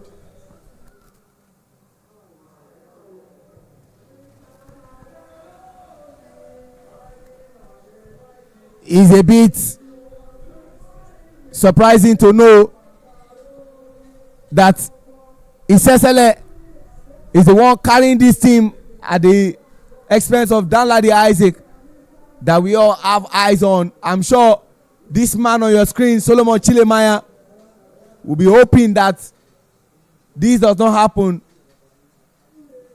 where Danladi Isaac will have an opportunity to continue to bat. Shina Awodele, last good ball of this over, and will have come to the first half of the most important innings of this tournament. And he gets his wicket. See, Su, Cristiano Ronaldo style, and he has his own Shina Awodele.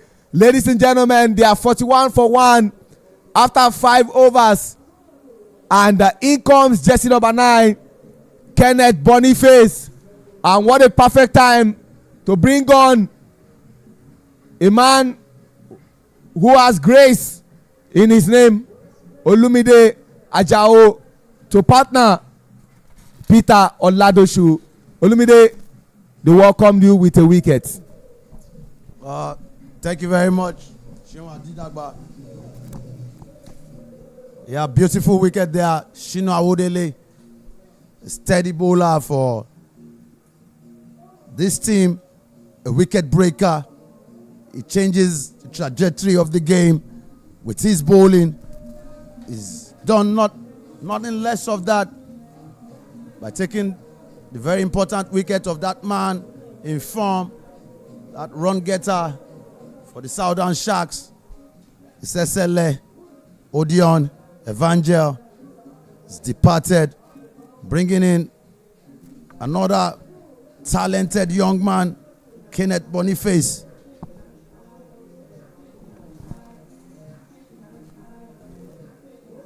Another wicket, Sulaiman Rushewe. Danladi Isaac has miscued that and has found a fielder. And the fielder, no other than that man that dropped him previously. He's gotten an opportunity to redeem himself. Egosa has redeemed himself by taking that dolly. Look at that on replay. Isaac Danladi. Would not have been nice if he had given Danladi Isaac a third time in the batting crease, and that one even more difficult than the previous. I've seen Danladi Isaac finally depart the batting crease, having not spent enough runs, not gathered enough runs, but also now they have the skipper in to pair with Kenneth Boniface, who has been one of the most important batters for the Southern Sharks in difficult and necessary times like this. Southern Sharks losing 2 wickets in succession. Last ball of that last over, the first ball of this over from Rushewe. And Peter, those 2 wickets tells the story on the scorecard. Current run rate is dropped to 7.9. The required run rate going up as far as 13.24. Kenneth Boniface wasting no time, rotating strike immediately, getting a single from that delivery from Rushewe. Sulaiman, brilliant thinking there by the captain, changing the bowling, rotating that bowling just to keep the batters on the edge, not feeling comfortable with one bowler, Shina, coming into the attack and doing the damage. Very good to see, Peter. Now we have 2 new batters, like I always say, can only bring down that current run rate. They can do something. And again, Rushewe making sure that they don't get the deserved boundary, not being able to put that away. The required run rates are definitely going up, as for a long time now since Rushewe Sulaiman started bowling, the current score has gone below 10, and somehow they've looked to maintain that, forcing the Southern Sharks to settle for only singles, what would not be enough. With 60 what they are needing of the next 25 balls, which means that they need to play at least 15 runs per over. The Southern Sharks keeper Isaac Okwi and Kenneth Boniface who really needs to start finding that gap out. Only boundary is what will help them de-escalate and deflate these runs very quickly and hopefully win that trophy that both teams are gunning for. And again, a big swing. I'm sure they'll try to take double. Very close umpire in a very good position. Umpire Kende Olabinwonu got to his mark, was there, and was not out is the call. A diving effort from Kenneth Boniface to make his ground.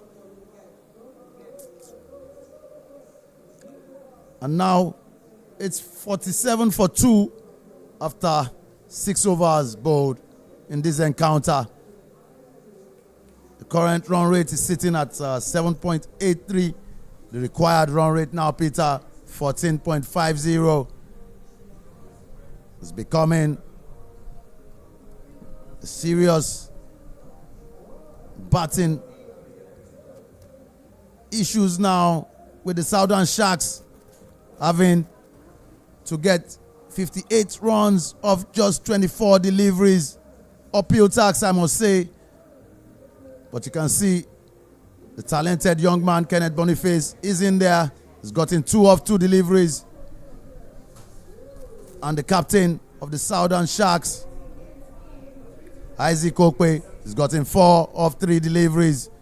Shino Awodele has gotten a wicket and has just given 8 runs off his bowling spell. He would be continuing from the Court of Appeal and the daunting task here at the Tafawa Balewa Cricket Oval. They need to trade in boundaries and they need to do it now. And Kenneth Boniface oiking that one like he had me for a maximum. Brilliant shot there. He knows what is needed and he's intentional. You saw him coming and off the very first ball, got off the mark, rotating the strike. Look at that again on your replay. He's gone attacking that middle and leg. We call it the service area, the dangerous area to bowl to for a set batsman. He's gotten maximum from it. Kenneth Boniface, they moved to 53 for 2 after 6.1 overs. Yeah, he certainly did take Awodele Shino by surprise. They didn't expect the young lad to have that in the arsenal. And putting that ball outside of leg, that was the right reaction. And the runs have boosted for the Southern Sharks. Good comeback from Shino Awodele. His comeback outside of off stump. And he's picked a valuable dot ball. Good response. You went down the wrong line.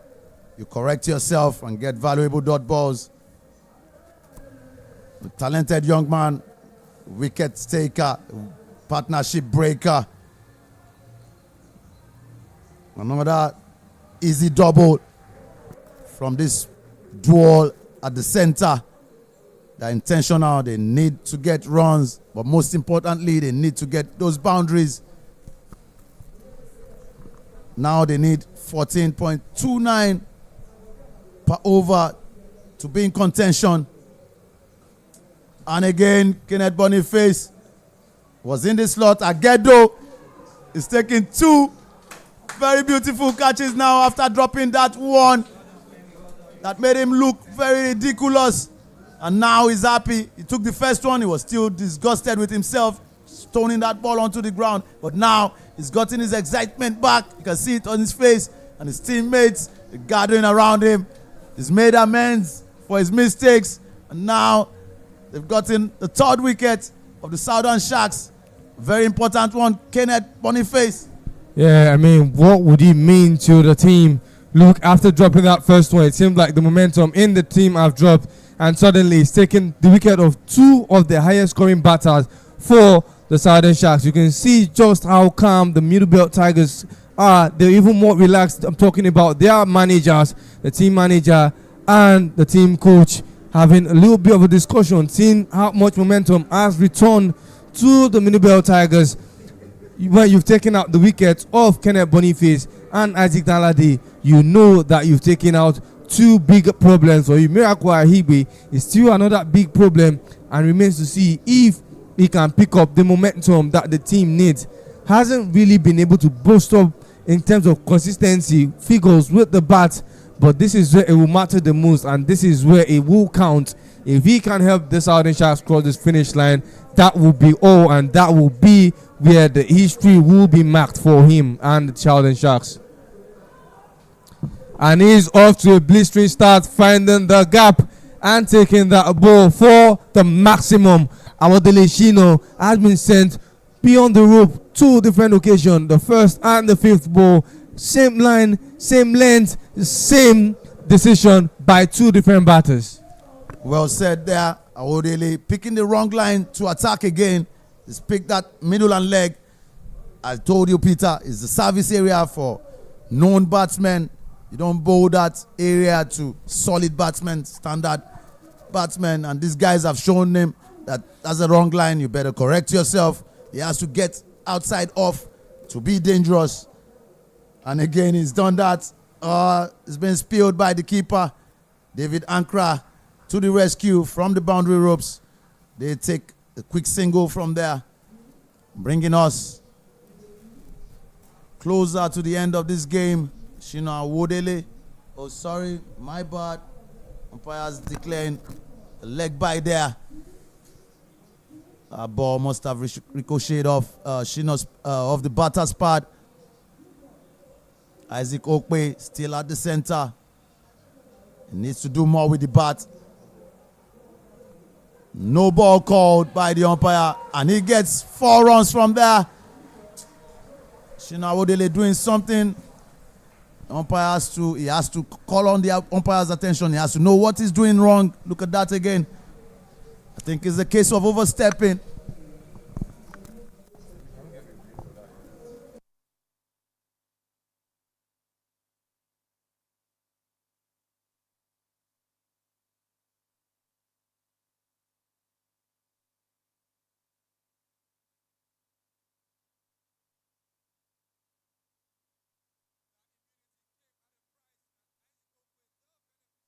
That a maximum of the last delivery, 6 maximums, 4 boundaries have been found in Awodele Shino's over.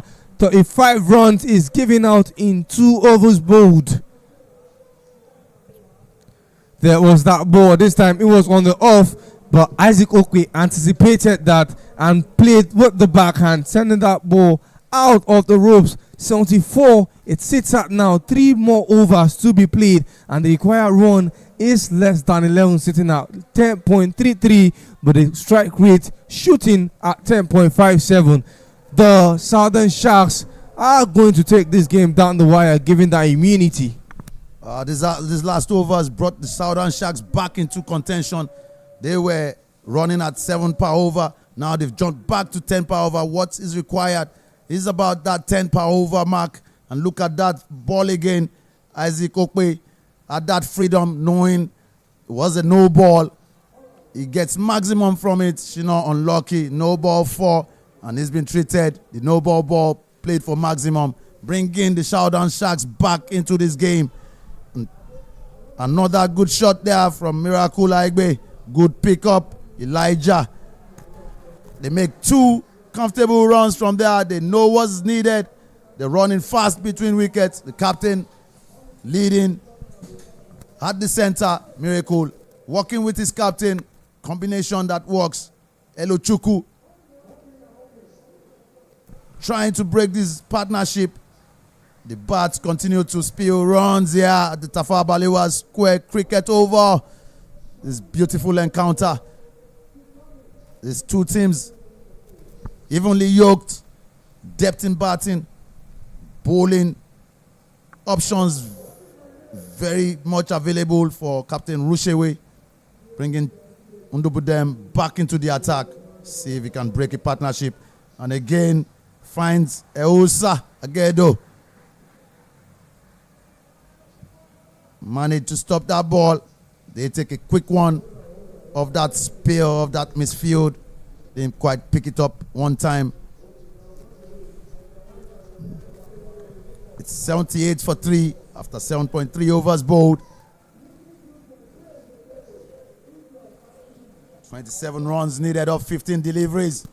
And it's gone big, it's in the air. Who wants it? The bowler wants it. Undubudem. Like I told you, partnership breaker. Captain doing very good at his options, picking his options properly. Look at that again on replay, Peter. Yeah, desperation there, wanting to go to the leg side, but that late turn of that ball sees that ball edging off the bat, and who else to take this wicket if not the bowler himself, Undubudem Elochukwu, one of the best bowlers for this Middlebelt Tiger. Remember, he's still topping the wicket chart for them, and he's just too shy of usurping Peter, who registered 14 wickets in total. This makes Elochukwu have 13 wickets in total. He's picked up a wicket, at least 1 wicket in every single bowling inning. 7 bowling innings minus this, that will be 8 plus this one, that will be 8 bowling innings, and he has picked up at least 1 wicket, the biggest contributor to this Middlebelt Tigers fielding innings. It's good to see these young stars come up and deliver on a big stage. And delivery, Undubudem is doing not short of that. And what another wicket for Undubudem. Brilliant bowling, taking the ball away from the batter. The batter skipping out of his crease. Wicketkeeper making no mistakes. Stomping him out. Brilliant, brilliant. Teamwork there. Seems to have forgotten who the type of man that Chilemaya Solomon is. He's not going to give you a second, as every time that ball will hand in his glove, it is the Bills that are the target. And look at that. And that has tied Undubudem with Peter Hu for the bowling figures with most wicket taking. And what will determine who takes that top prize will be bowling economy. And Undubudem has so far been very, very tight in limiting the runs. He's bowled 15 leg out deliveries and only giving out 14 runs. Brilliant bowling figures there, Peter. Undubudem on the hat-trick ball. Is he going to be the first bowler in Nigeria Super League to take a hat-trick? Time will tell. He has just one more ball in this over. He has to bowl it to no other than another solid batsman, young star there, Dro Toye. He's been a mainstay for the Southern Sharks. Plenty of runs coming off his bat. Undubudem would get a dot ball to end that over. Brilliant young man. He's 78 for 5 after 8 overs. And again, the current run rate is dropping. Just 1 of that 10 needed. Look at that again for a replay. Miscued that. Taking a leading edge up in the sky. Them making no mistakes. Taking that. Isaac Okwe back. Okay, that's the other wicket of Undubudem stomped out. Not surprised to see Egosa will be taking the ball for the Middlebelt Tigers in the second time. The first over that he had bowled, opening the bowling for the Middlebelt Tigers, and was played for only 11 runs. Elochukwu had only given out 14 runs, and Awodele Shina, who gave out 35 runs.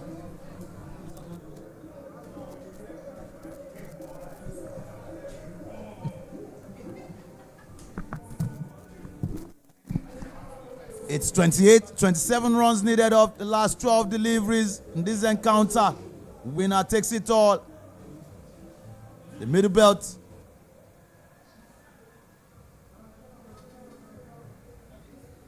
Tigers have 2 more overs to get this game done. They've called on no other. Egosa.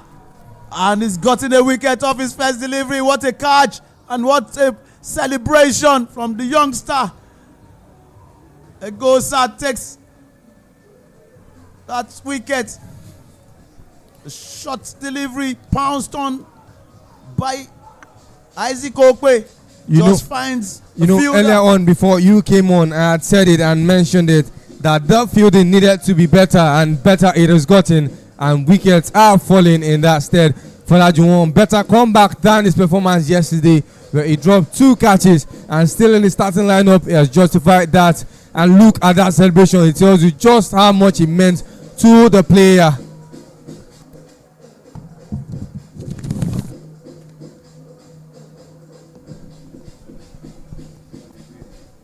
Osa, that's the young man that took that catch. Blistering shot.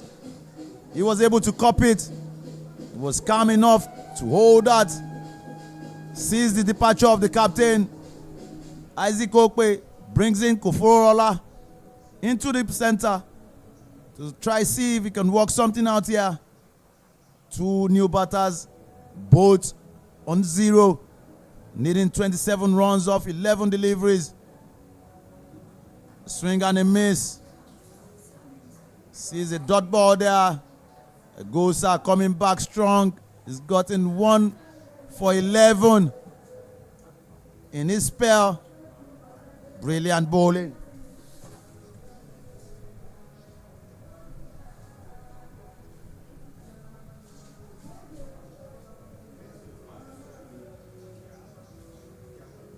Shot by Koforola.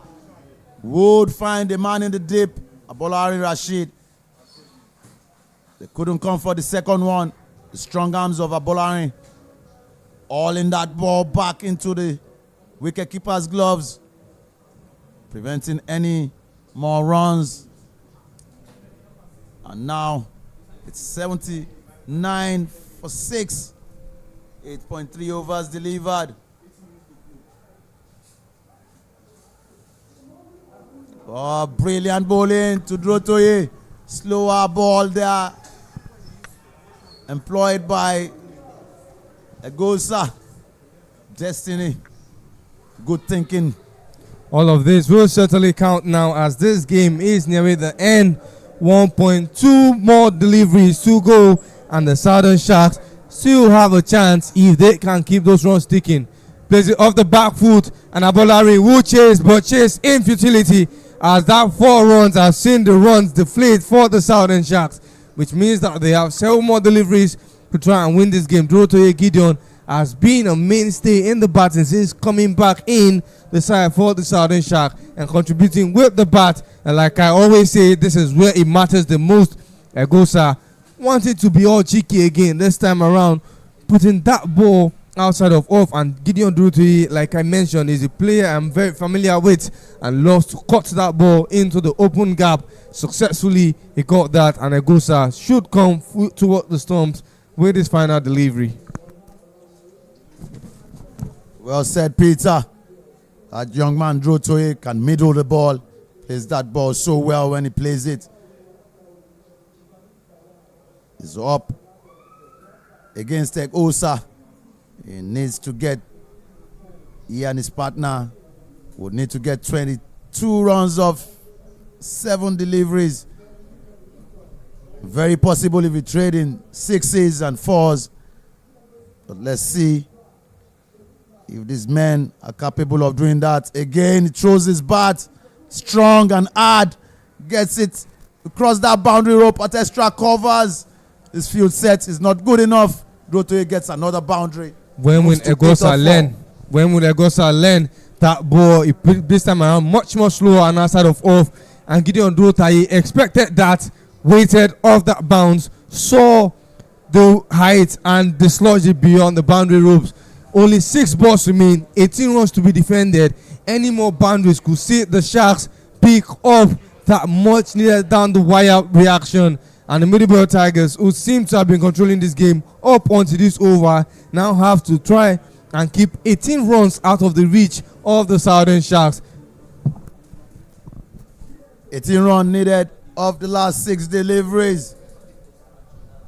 Now it seems to be the captain, Sulaiman Rushewe, to bowl the last over, because the batters are taking off their helmets.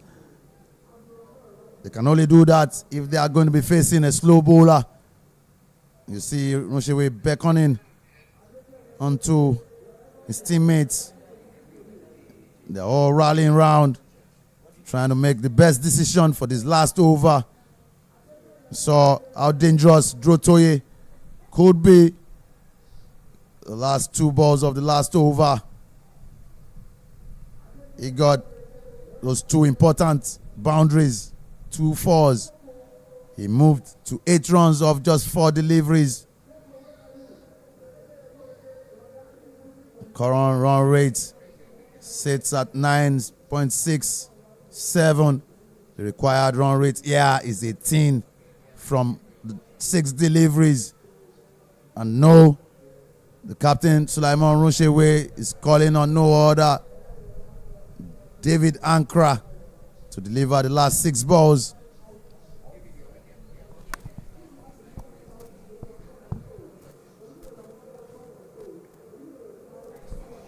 Only 6 leg-out deliveries are available for Rolla with 50% of strike rates in only 2 balls remaining. Gideon Drotoye has done his own fair share with 2 boundaries and 4 deliveries faced. And Koforola will need to find those boundaries and, if not, rotate strike with Gideon, who seems to be in form now. David Ankra has been gifted that ball and will want to try and win this game for the Minibel Tigers. Take it, mind you, that this game is in the hands of the batters and the bowlers. Caught behind, runs 1, we did settle 2, they will make it. Koforola edging that ball beyond the wicket-keeper's reach, and 2 runs have taken out of what the Southern Sharks require. And now it is sitting at 16 of the next 5 deliveries. Can they do it? It is entirely left to the batting side at the moment. Gideon calls the run and Gideon puts himself on the strike. It is just 4 more balls available right now and 15 more runs remaining. The Southern Sharks will need to start going for maximums. Not much wicket at hand, but Gideon doesn't have what it takes. Has already shown it in Egosa's over, but this time it is coming in a much slower delivery era where the balls are coming with swings, and he will have to calculate that and hopefully make the right connections and finding beyond the boundary ropes. Plays it off the back foot. Will it settle for 1? Yes, it will. And now the runs are slowly ticking. It is just 14 needed of the next 3 deliveries, which means that a single will not do it this time, as they need to find maximums.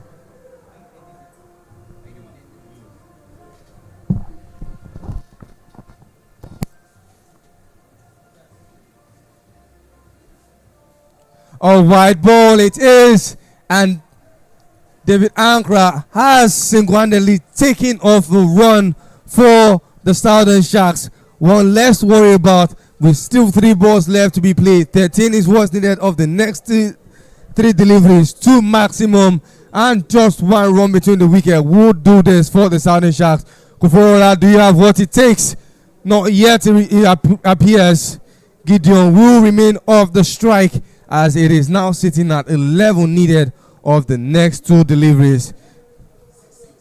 2 maximums will do it for them, and a maximum and a 4 will show this game drag into a super over.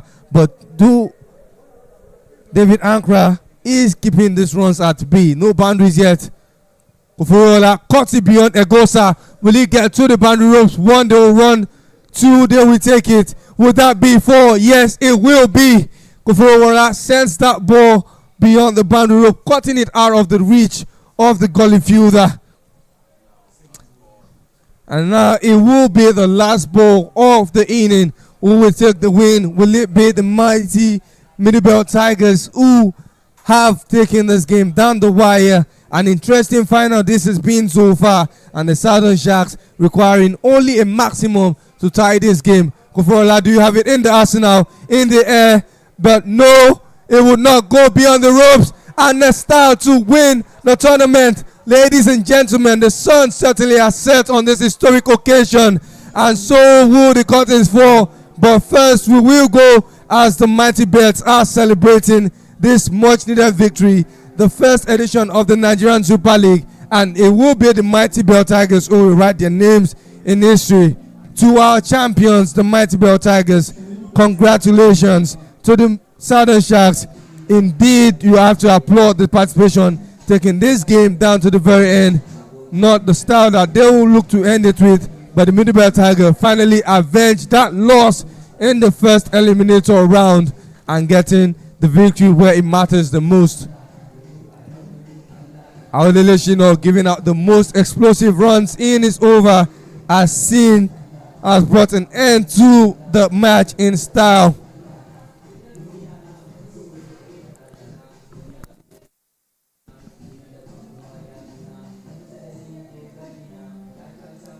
From the very first ball of the tournament to the final moments here today, we've witnessed straight and passion, talent, and sportsmanship at its very best.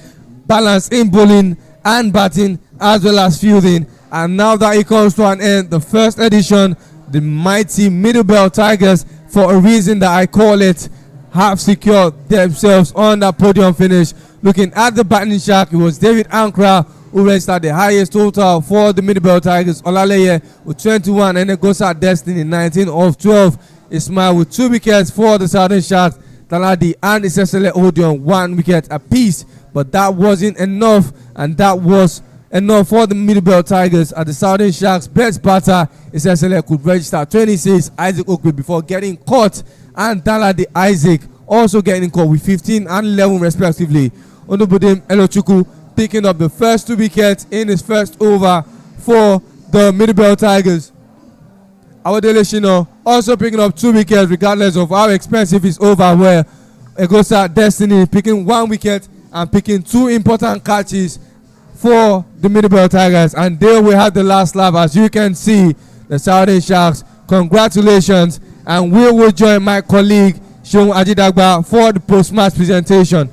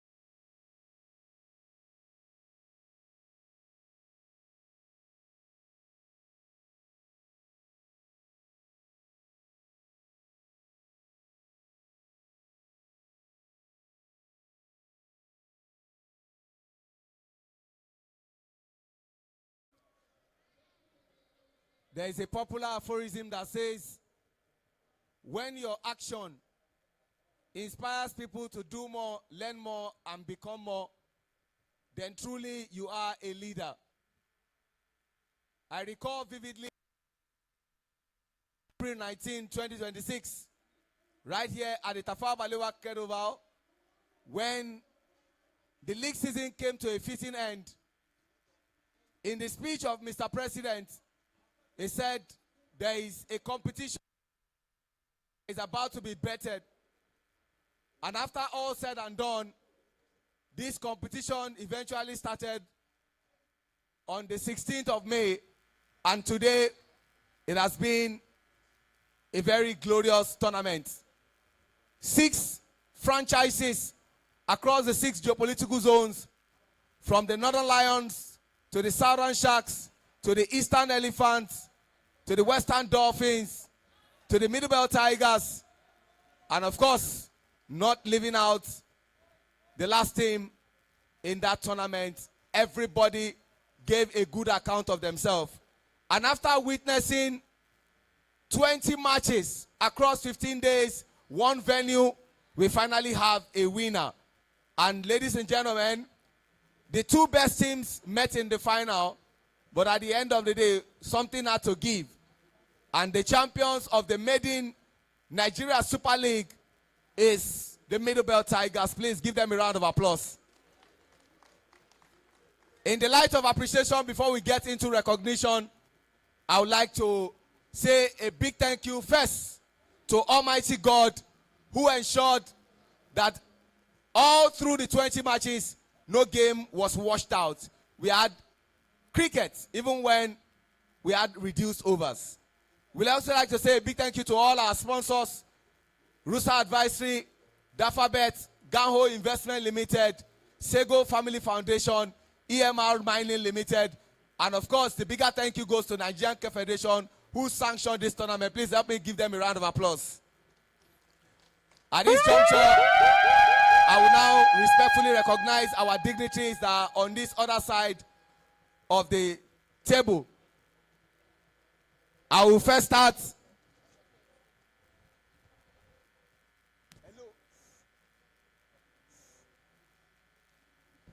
I will first start with the president of Nigeria Cricket Federation, Mr. Uyosa Nosawaru Akpata. Please give him a round of applause.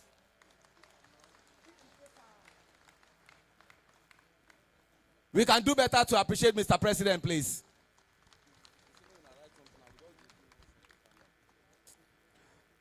Sitting close to Mr. President, I'd like to appreciate, like they say in the boxing ring to my far right, the coach and high performance manager of the senior national team, Stephen Maziva Mangongo. A round of applause, please, for him.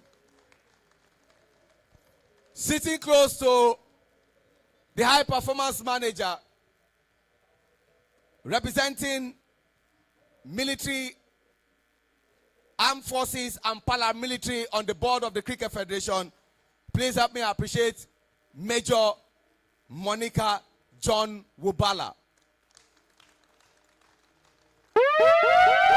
Sitting beside Major Monica John Wubala, I will respectfully recognize, representing Association of Former Female Athletes on the board of the Cricket Federation, Mrs. Victoria Uwagba. Do well to appreciate her, please.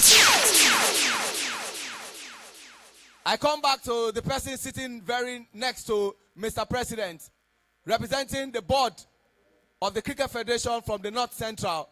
Do well to appreciate Mr. Dari Aimola, please. Representing the board from the South, please do well to appreciate the team manager of the under-19 female team to Malaysia, Mr. Femi John. We have here with us the representative of the athletes on the board of the Cricket Federation and former national team captain, Mr. Endurance of M. The chairman of the planning committee and also a member of the selectors, and former Nigerian international, is sitting very close to him. Please do well to appreciate Mr. Oluwaseun Odeku.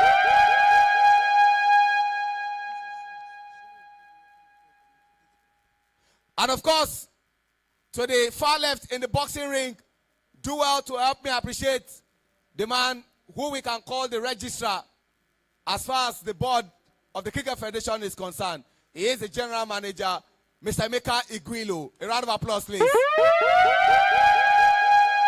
We also have some of our coaches here, former female Yellow Greens coach, Adeleke Mutiwede. A round of applause for him. Coach Tamuno John is ended the race with the Eastern Elephants long before now. Let's do well to appreciate him. Thank you. I see you, Oluwaseun Garuba, Kelvin Agbonwanege, and of course, Ngozi Ogbogu, and Coach Efosa Agawa, the coach of Edo State, and of course, the man who assisted the elephant who could not get over the finish line. A round of applause for him, please. I recognize you, Mr. Zilibe, the media manager, Nigeria Cricket Federation, the man who speaks on behalf of the Cricket Federation, Mr. Musa Bodi Eizoje. I recognize you. And of course, every member of the planning committee of this Nigeria Super League, from Mr. Richin Tete to Mr. Ehisu Wadiale, you all are due for recognition. Please give them a round of applause. You've all done a tremendous job. Without wasting more time will not permit me to run through a lot of things. At this juncture, may I invite for his speech, Mr. Oluwaseun Odeku, the chairman of the planning committee, to welcome us. Please, let's give him a round of applause, please. Okay, good evening, everyone. I did not know I was meant to give a speech, but I'll try and I'll write a prompt quickly so that my AI can quickly give me something. So, all protocols observed. Thank you very much. This is the very first edition of the Nigerian Super League. I recall the president called me and said he would like me to chair the committee. Initially, I was scared, but I went to God and I prayed, and we are here today. A number of things. If we look at the external factors, there's so many reasons why we should not be having this league. The weather, the financial costs that we had to do, and so many other things. But we were determined to have this league, and we're thankful that we are here today at the finals. I haven't played 20 games. You know, even with all the weather issues, we're able to get those 20 games in. So I just want to say a very big thank you. Maybe starting from the players who have given us a very wonderful tournament. Thank you very much, everyone. I would like to say a big thank you to the groundsmen, Mark and Tim. Thank you very much. I'd like to say a big thank you to the tournament coordinator, Ricky, Eis, and also Zil, who have worked tirelessly behind the scenes to put all of this together. I also want to say thank you to all our sponsors who have given us some form of funds or the other to be able to do this. Most importantly, we thank the NCF. We know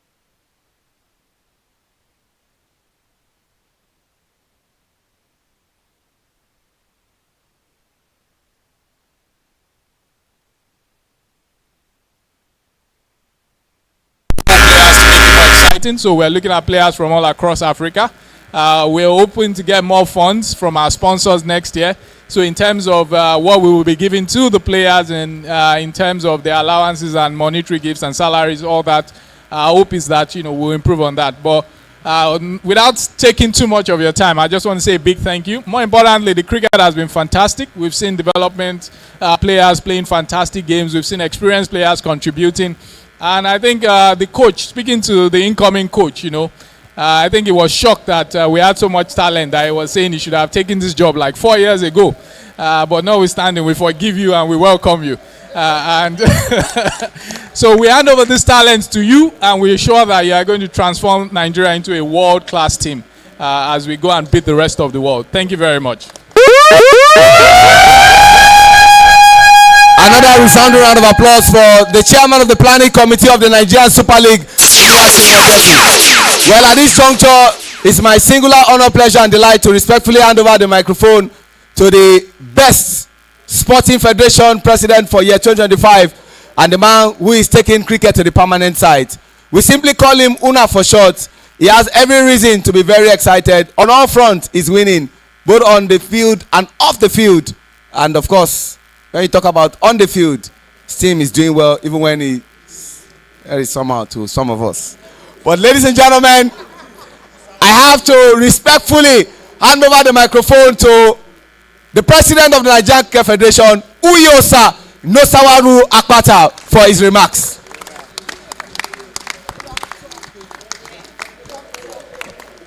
Thank you very much. Let me stand on the well-established protocols by the MC.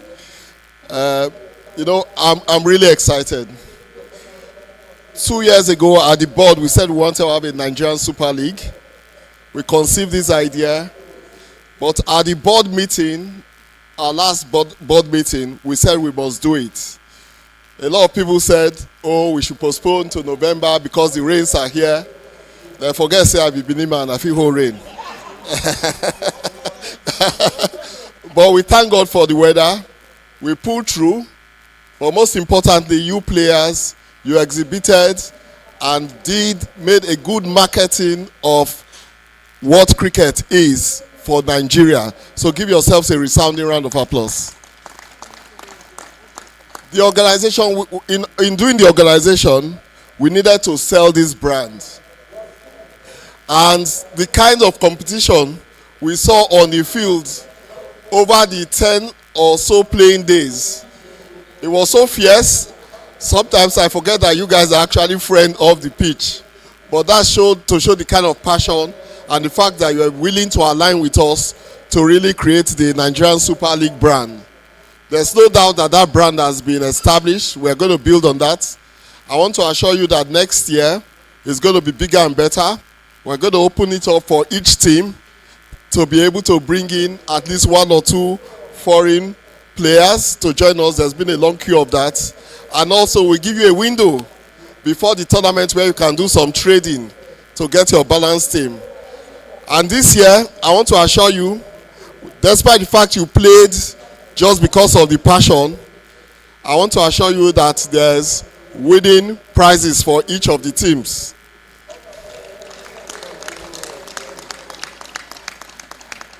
There's winning prizes for each of the teams, and you will get that, but I want to assure you next year it will even be further enhanced.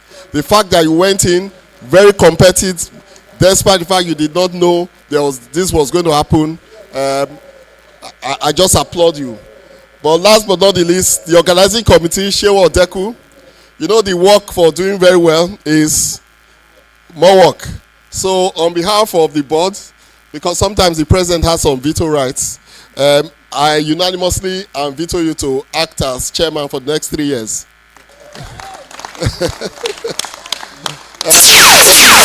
and your team, you've been absolutely fantastic. Everyone, organizing a tournament such as this, everyone needs to come to the party. And you've all come good.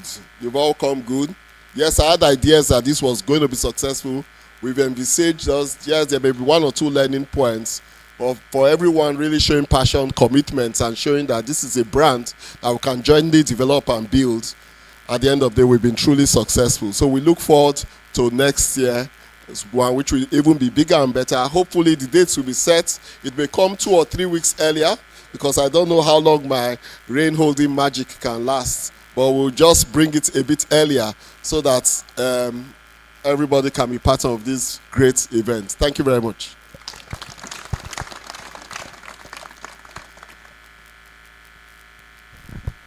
Well, my name is Oluwaseun Ajidagba, but most times I like to be called OT, which is an acronym for Oliver Twist. And you know what an Oliver Twist does? They just like to ask for more. Another resounding round of applause for Mr. President. Thank you very much for that excellent speech. We are very proud of you. Now we go straight to the reason why we are here. Awards. It's very imperative to appreciate those who have made things happen. And in no particular order, when there are no grounds, there will be no umpire, there will be no players, and there will be no commentary, there will be nothing.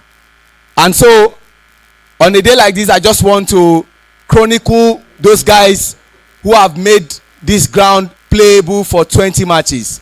And I say it with all sense of responsibility. Last year when Nigeria hosted the ICC Africa Under-19, the captain of the Kenyan came to meet me. He said, I must commend your president and I must commend your ground staff. When heavens came down, we never thought we were going to play that game, but this ground staff worked their socks up and got the ground to play cricket. They've also done same for this tournament, and in no particular order, please do well to appreciate these amazing heroes: Adamu Abubakar, Mark Ezra, Zakaria Murtala, Ogukoya Owolabi, Khalifa Jafaru, and Abdullahi Aziz. These people, they are the real MVPs. They are the real MVPs. Just come and take a bow. Come and take a bow.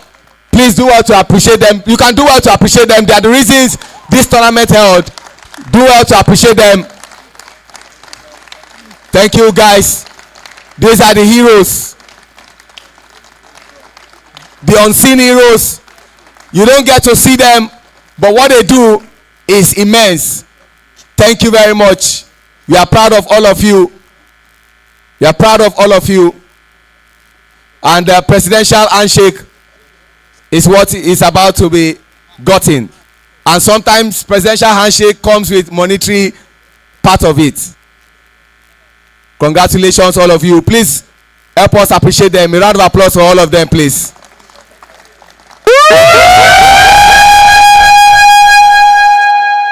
Thank you very much, sir. Thank you, Mr. President. One thing is sure, there is no way you people will not get something that will make you smile. Congratulations in advance. Now we are leaving the part of the ground staff. We go to the officials, the umpires. They call them the arbiters. For the batting side, you don't like to see the index finger. But for the fielding side, you are delighted when those fingers go up. They are the ones who made this tournament very thick, and we are proud of them. In no particular order, we had 7 of them. Only one female had to sneak her way into the midst of male. I would like to call on first Oluwaseun Odeku to help me present to the officials, the chairman of the planning committee. Please, we are ready to present the umpires with the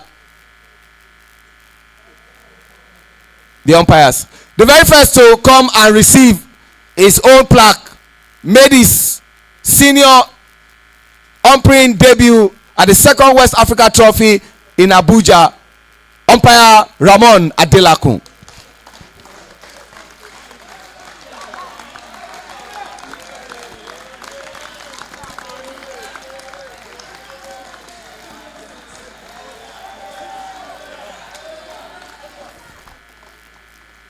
Congratulations, Ramon Adelakun.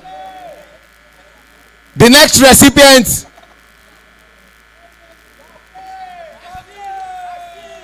umpire Sukomi Odedele.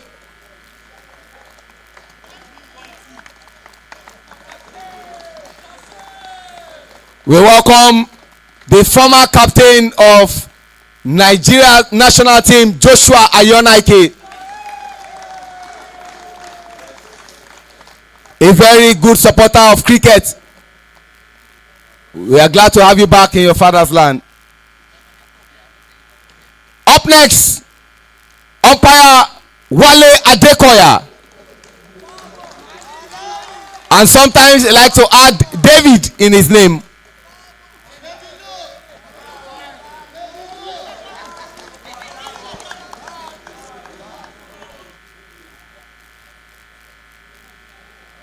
Congratulations.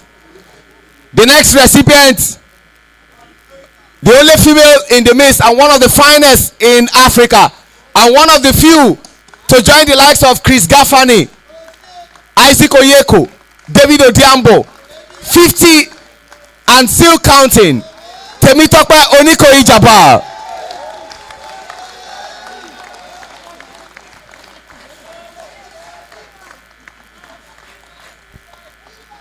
Former Nigerian international, the best fielder at the just concluded league season.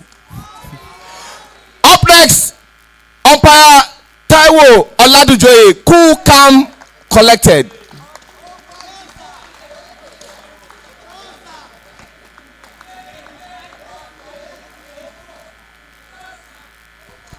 Congratulations.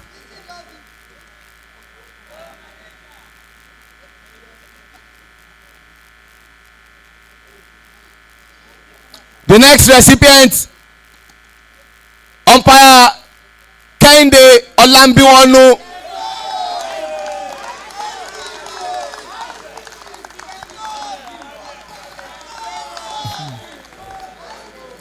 ICC Africa Level 3 umpire from the Gateway State.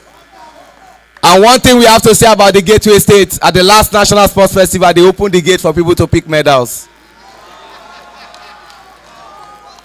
And the last, but not the least, the first Nigerian to be inducted into the ICC Elite Panel Development in Africa, the tallest umpire in Nigeria, Habib Dairu Amoto Balogu Enesi, umpire mentor at this tournament. Congratulations.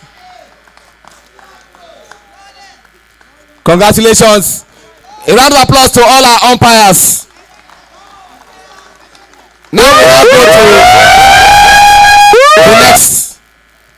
And we are starting from the best fielder at the just concluded Nigeria Super League individual awards. The best fielder at this Nigeria Super League, former under-19 captain of Nigeria and a member of the national team of Nigeria, with 6 matches, 8 dismissals, which included 7 catches and 1 caught, bowled Karim Ridwan of Northern Lions. And to help me do this presentation, may I respectfully invite Mrs. Victoria Uwaka, assistant of former female athletes, to do that presentation for me.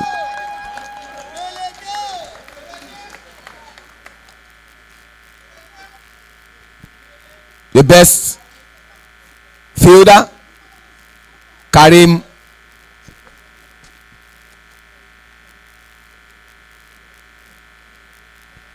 So, Mr. President, we have come to the end of the presentation. I just got a news that made me feel sad. For every individual award winner, they are going home with 6 digits, 200,000 naira.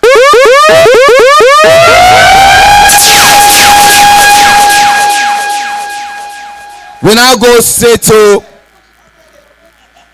the best bowler. The best bowler at this tournament,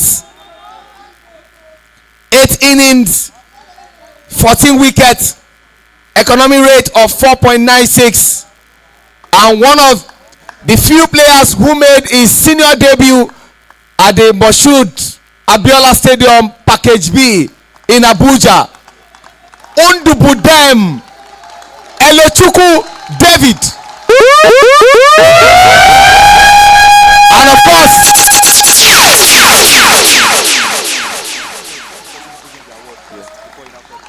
Major Monica John Wubala will help me present this to Undubudem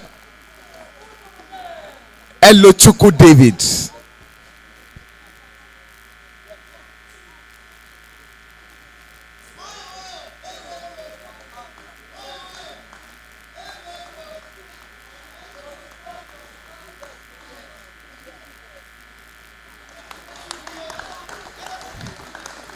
The next one is the best young player. At the CCC League, something happened. The outstanding young player went to Ramon Ali and he came with a scholarship for the university. For this one, to help me present is Honorable Femi John, a member of the board representing South South, and the best young player, or call him most promising player. This boy made his debut for Nigeria at the senior level, also in Abuja. And in one of the games I saw him deliver, they needed 3 runs to win their opponents. And in the last over, this boy delivered. Unfortunately, they lost that game by 1 run to the same Middle Belt Tigers. But who am I talking about? Left arm bowler who likes to come from the house of the Rock End at the Abuja Cricket Stadium. Ismail Abdullahi of Silver Sharks.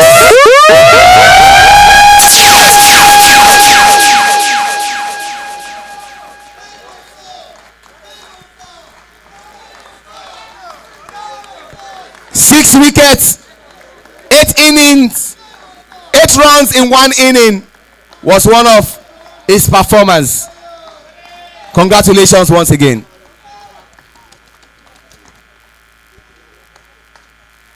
Now let's go straight to the best batter. 172 runs. Strike rate of 138.71 in 8 innings. When I saw this boy was some 3 years ago at the Edo Boys High School, Ugbowo, when I went to run commentaries at the South League. He hit a ball from Ugbowo and it landed outside that school. This boy has got a lion heart. To help me present this, representing the North Central, Mr. Dare Ayimola. Ladies and gentlemen, my best batter of this tournament from the champion side, a wise one, Solomon Chilemaya. An interviewer's delight. Mr. President, I'm loving this boy the more. Congratulations. Congratulations. All right. Let's go now to the MVP. And to present the MVP award is our own MVP for now. An MVP for a very long time. The man who raised great cricketers, the likes of Hamilton, Masat-Kadza, Tatenda Taibu, and you can continue to mention those names. Ladies and gentlemen, to present the most valuable player, our own Stevie Masiva Mangongo, coach and high performance manager. DJ bring it out. For the MVP goes home with 300,000 naira. Your guess is as good as mine. It was the best batter at the 2nd West Africa Trophy in Abuja. His name is Isaac Danladi, but I like to call him Muje.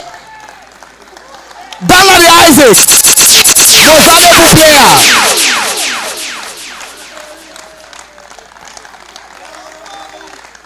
Mr. President, in one of the catches of the tournament, Danladi Isaac caught David Ankra in that eliminator 1, and all Mangongo could do was to say wow, wow, wow.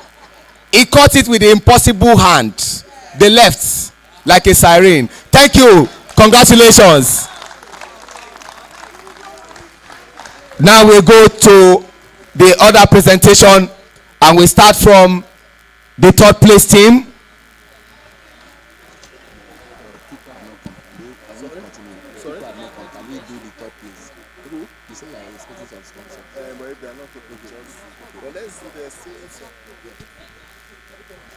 All right, before we get into the 3rd place, I will now invite to help me do this presentation the president of Nigerian Cricket Federation.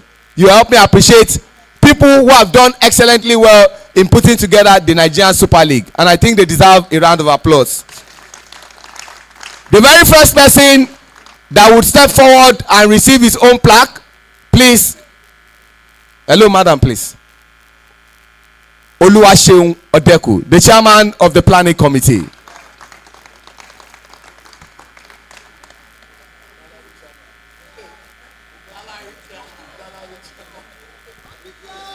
The next recipient is Mr.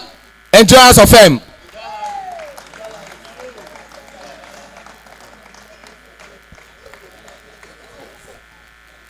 The next recipient is the tournament coordinator, Mr. Rick Sintete, aka Ganjerian.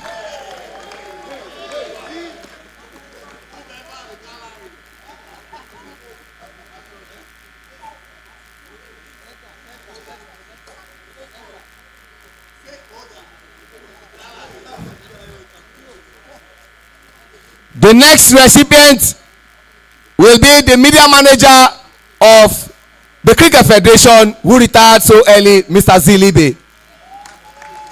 He had to chart a new course.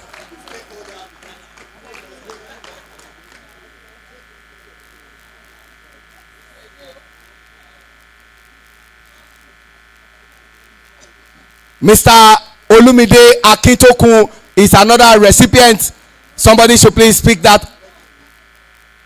Is representing the board as the technical rep.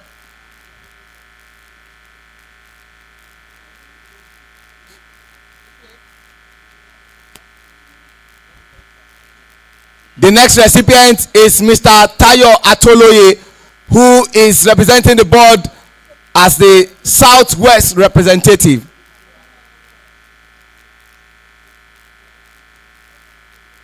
And of course, the moment when the presenter becomes the presentee, Mr. Magongo, please present to Mr. President.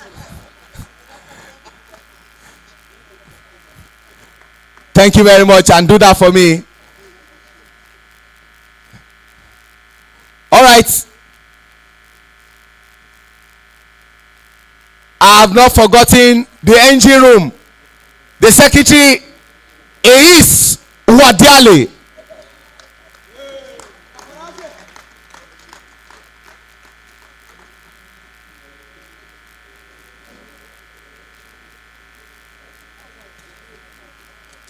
All right, we will now call on to receive his own Mr. Musa Body Eizoje, the man who speaks for now. And of course, to receive his own is the general manager of the Cricket Federation, Mr. Emeka Iguilo. This tournament also had match day commentators.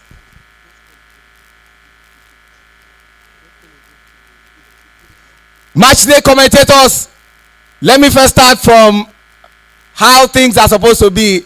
Endurance, just take a bow, but I don't want to see you there. ICC Africa Match Day commentator. Thank you. A round of applause for him. The next recipient, Peter Oladoshu.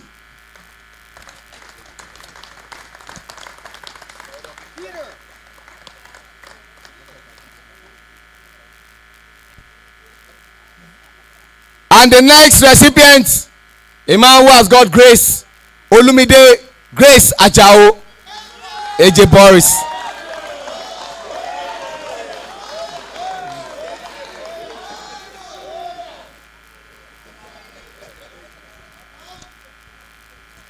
Big shout out to all my colleagues for a fantastic job. And the last recipient, Ajidagba Oluwaseun.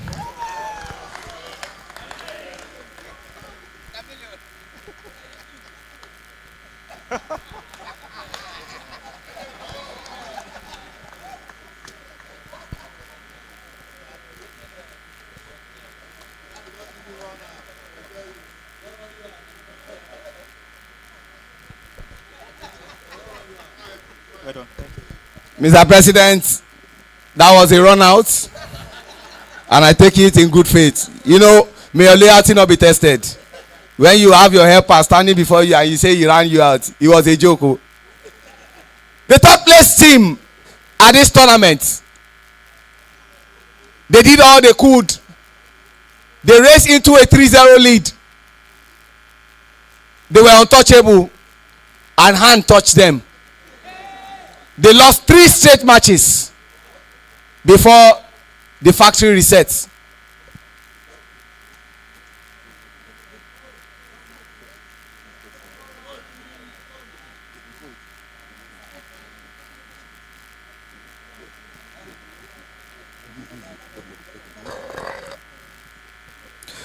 One thing about this tournament, nobody is a loser, including the team that set a record, played 5 matches and didn't win any. Coached by the man who says Adeleke Mutiu Oyede, aka Pablo, aka Elo Fokobale. But their mind was not at rest. The Dolphin like to stay on top, but this Dolphin was below the water. Coached by Adeleke Mutiu Oyede and Justin Okere, the Western Dolphins, they go home with a handsome amount of $1,050,000 naira.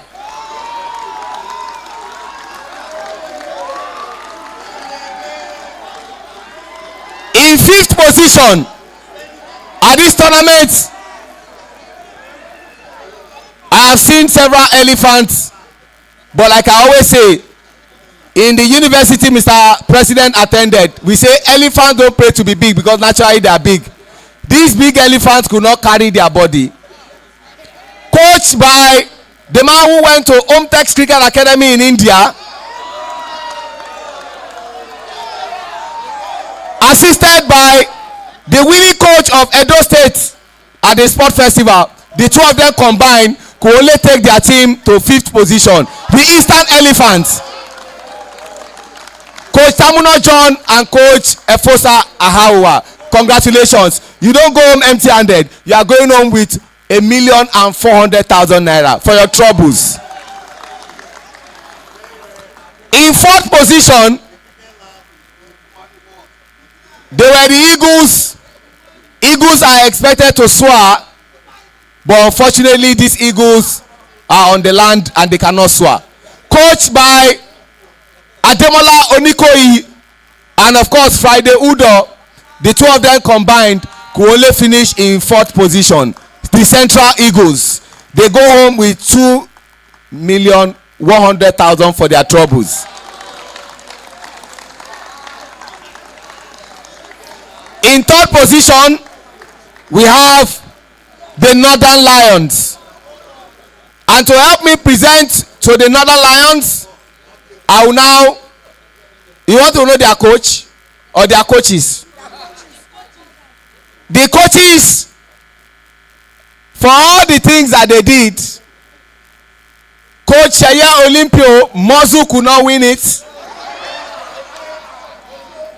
And Ogene Kewe Onome, you think it's about the big heart in Delta? This is Lagos, and they show them.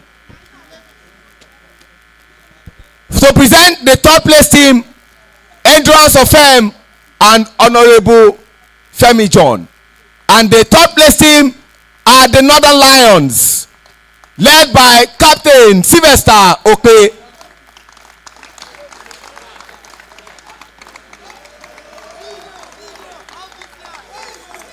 And for their troubles, they go home with $2,450,000 naira. Despite having the best batter and the MVP of the CCC League, Sylvester Okpe,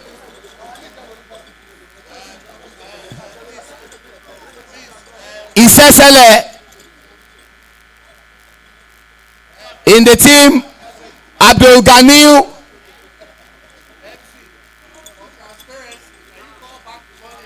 Isaac Oyengba, Eweka Ogbemudia, Becky Mubarak, Elijah on a Saturday winning a 3rd place, Jimmy.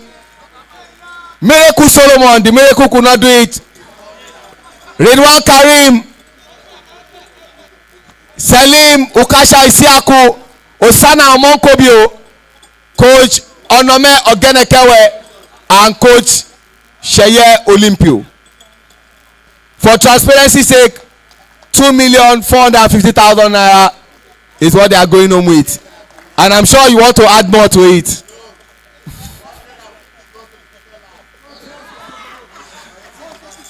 Come and take picture before we go to second position.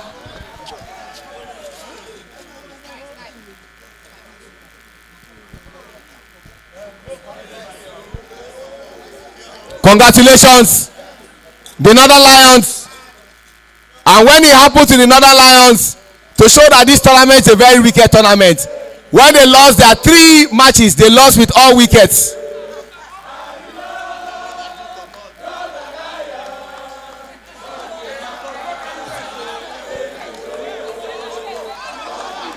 Thank you very much.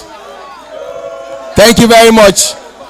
See, don't be carried away. The anthem is for the money. That's what the anthem is for. It's for the money. Thank you. Thank you, the Lion. Thank you. Thank you, Northern Lion. Thank you. To present the second position, the 2 women, Major Monica John Wubala, representative of military, armed forces and paramilitary, and associate of former female athletes, Mrs. Victoria Wagba. The duo will be presenting to the second place team, and this team, they thrived on reduced overs, but today's reduced over did not work out the way it is.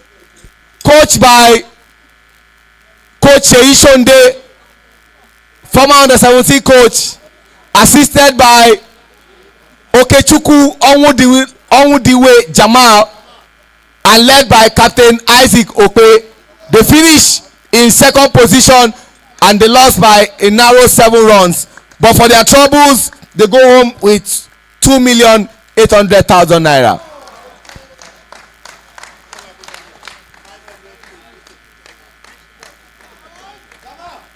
Congratulations, Isaac. They have a very good team led by Captain Isaac Okpe, Kenneth Boniface. The other is Sesele. There is Odion and there is Akere, but this is Odion. Bright Unyong. The day was bright, but unfortunately Owolabi, Precious Ayeni, Isaac Danlade, Egemasi, Ismail Abdullahi,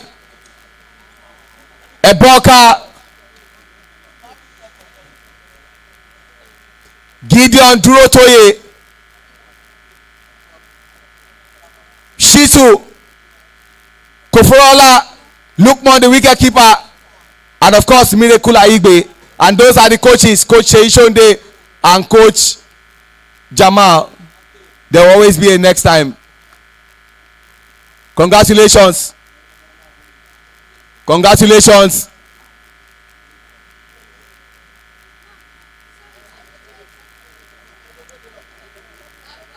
Congratulations.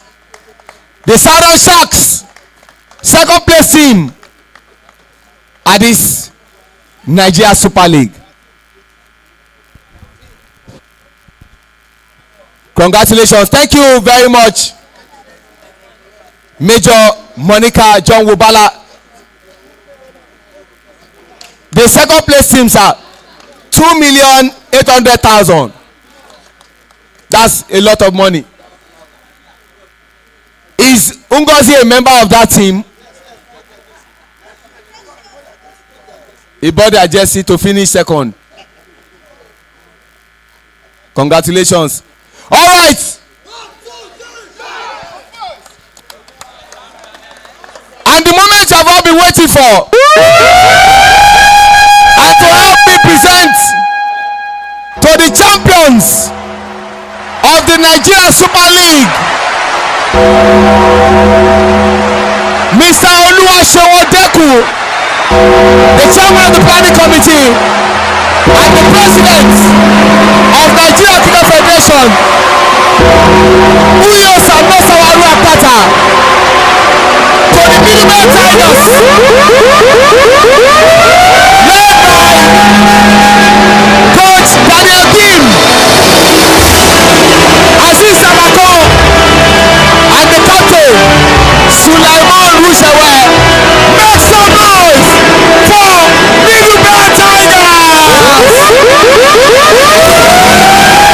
And they will be going home with 3.5 million naira. DJ.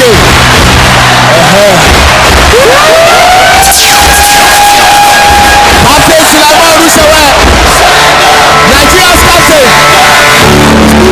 To be the best, number one, Fọlájìmí Ògúnnáìkè, David Anda, I have waited Sina Awodele, Ndubute Elechukwu, Kosi, Yasin Afolarin, Elijah Olaleye, Ọ̀sà Imokan, Orímọládé Pẹ̀lúmi, Unity Ogun, Samuel Okanagba, Solomon Chidebere, and the only player to win 3 player of the match, Egoka Ajalo Destiny, Coach Daniel King, and Coach Aziz Salako.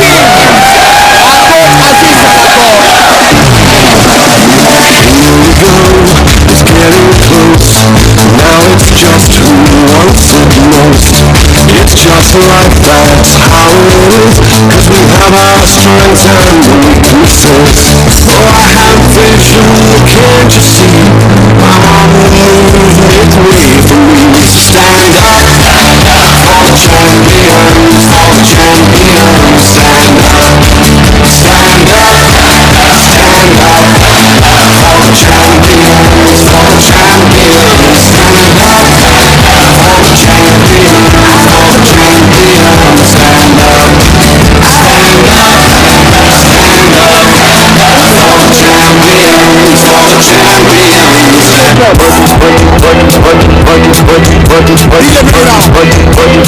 the DJ, bring it out. In all of this, I also want to appreciate those who brought this live streaming to our viewing pleasure, led by Abayomi Ayonusi, Timileyin, David, Chibuzo, and Femi. I celebrate all of you, and at this juncture, my job has come to a perfect end. And what a way to bring it to an end when Paris Saint-Germain equalize. We now go for dinner. Ladies and gentlemen, from the Tafawa Balewa Cricket Oval, my name is Seun Atinagba. God bless you all. Let's enjoy the dinner. Good night.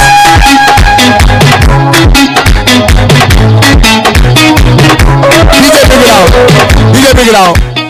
Let's do it in a very orderly manner. Our high table will go there and take their dinner. But for the vote of thanks, it is imperative of me to respectfully hand over to Mr. Emeka Igwilo, the General Manager, Nigeria Cricket Federation, to give us the vote of thanks while we allow our dignitaries to go and have their dinner.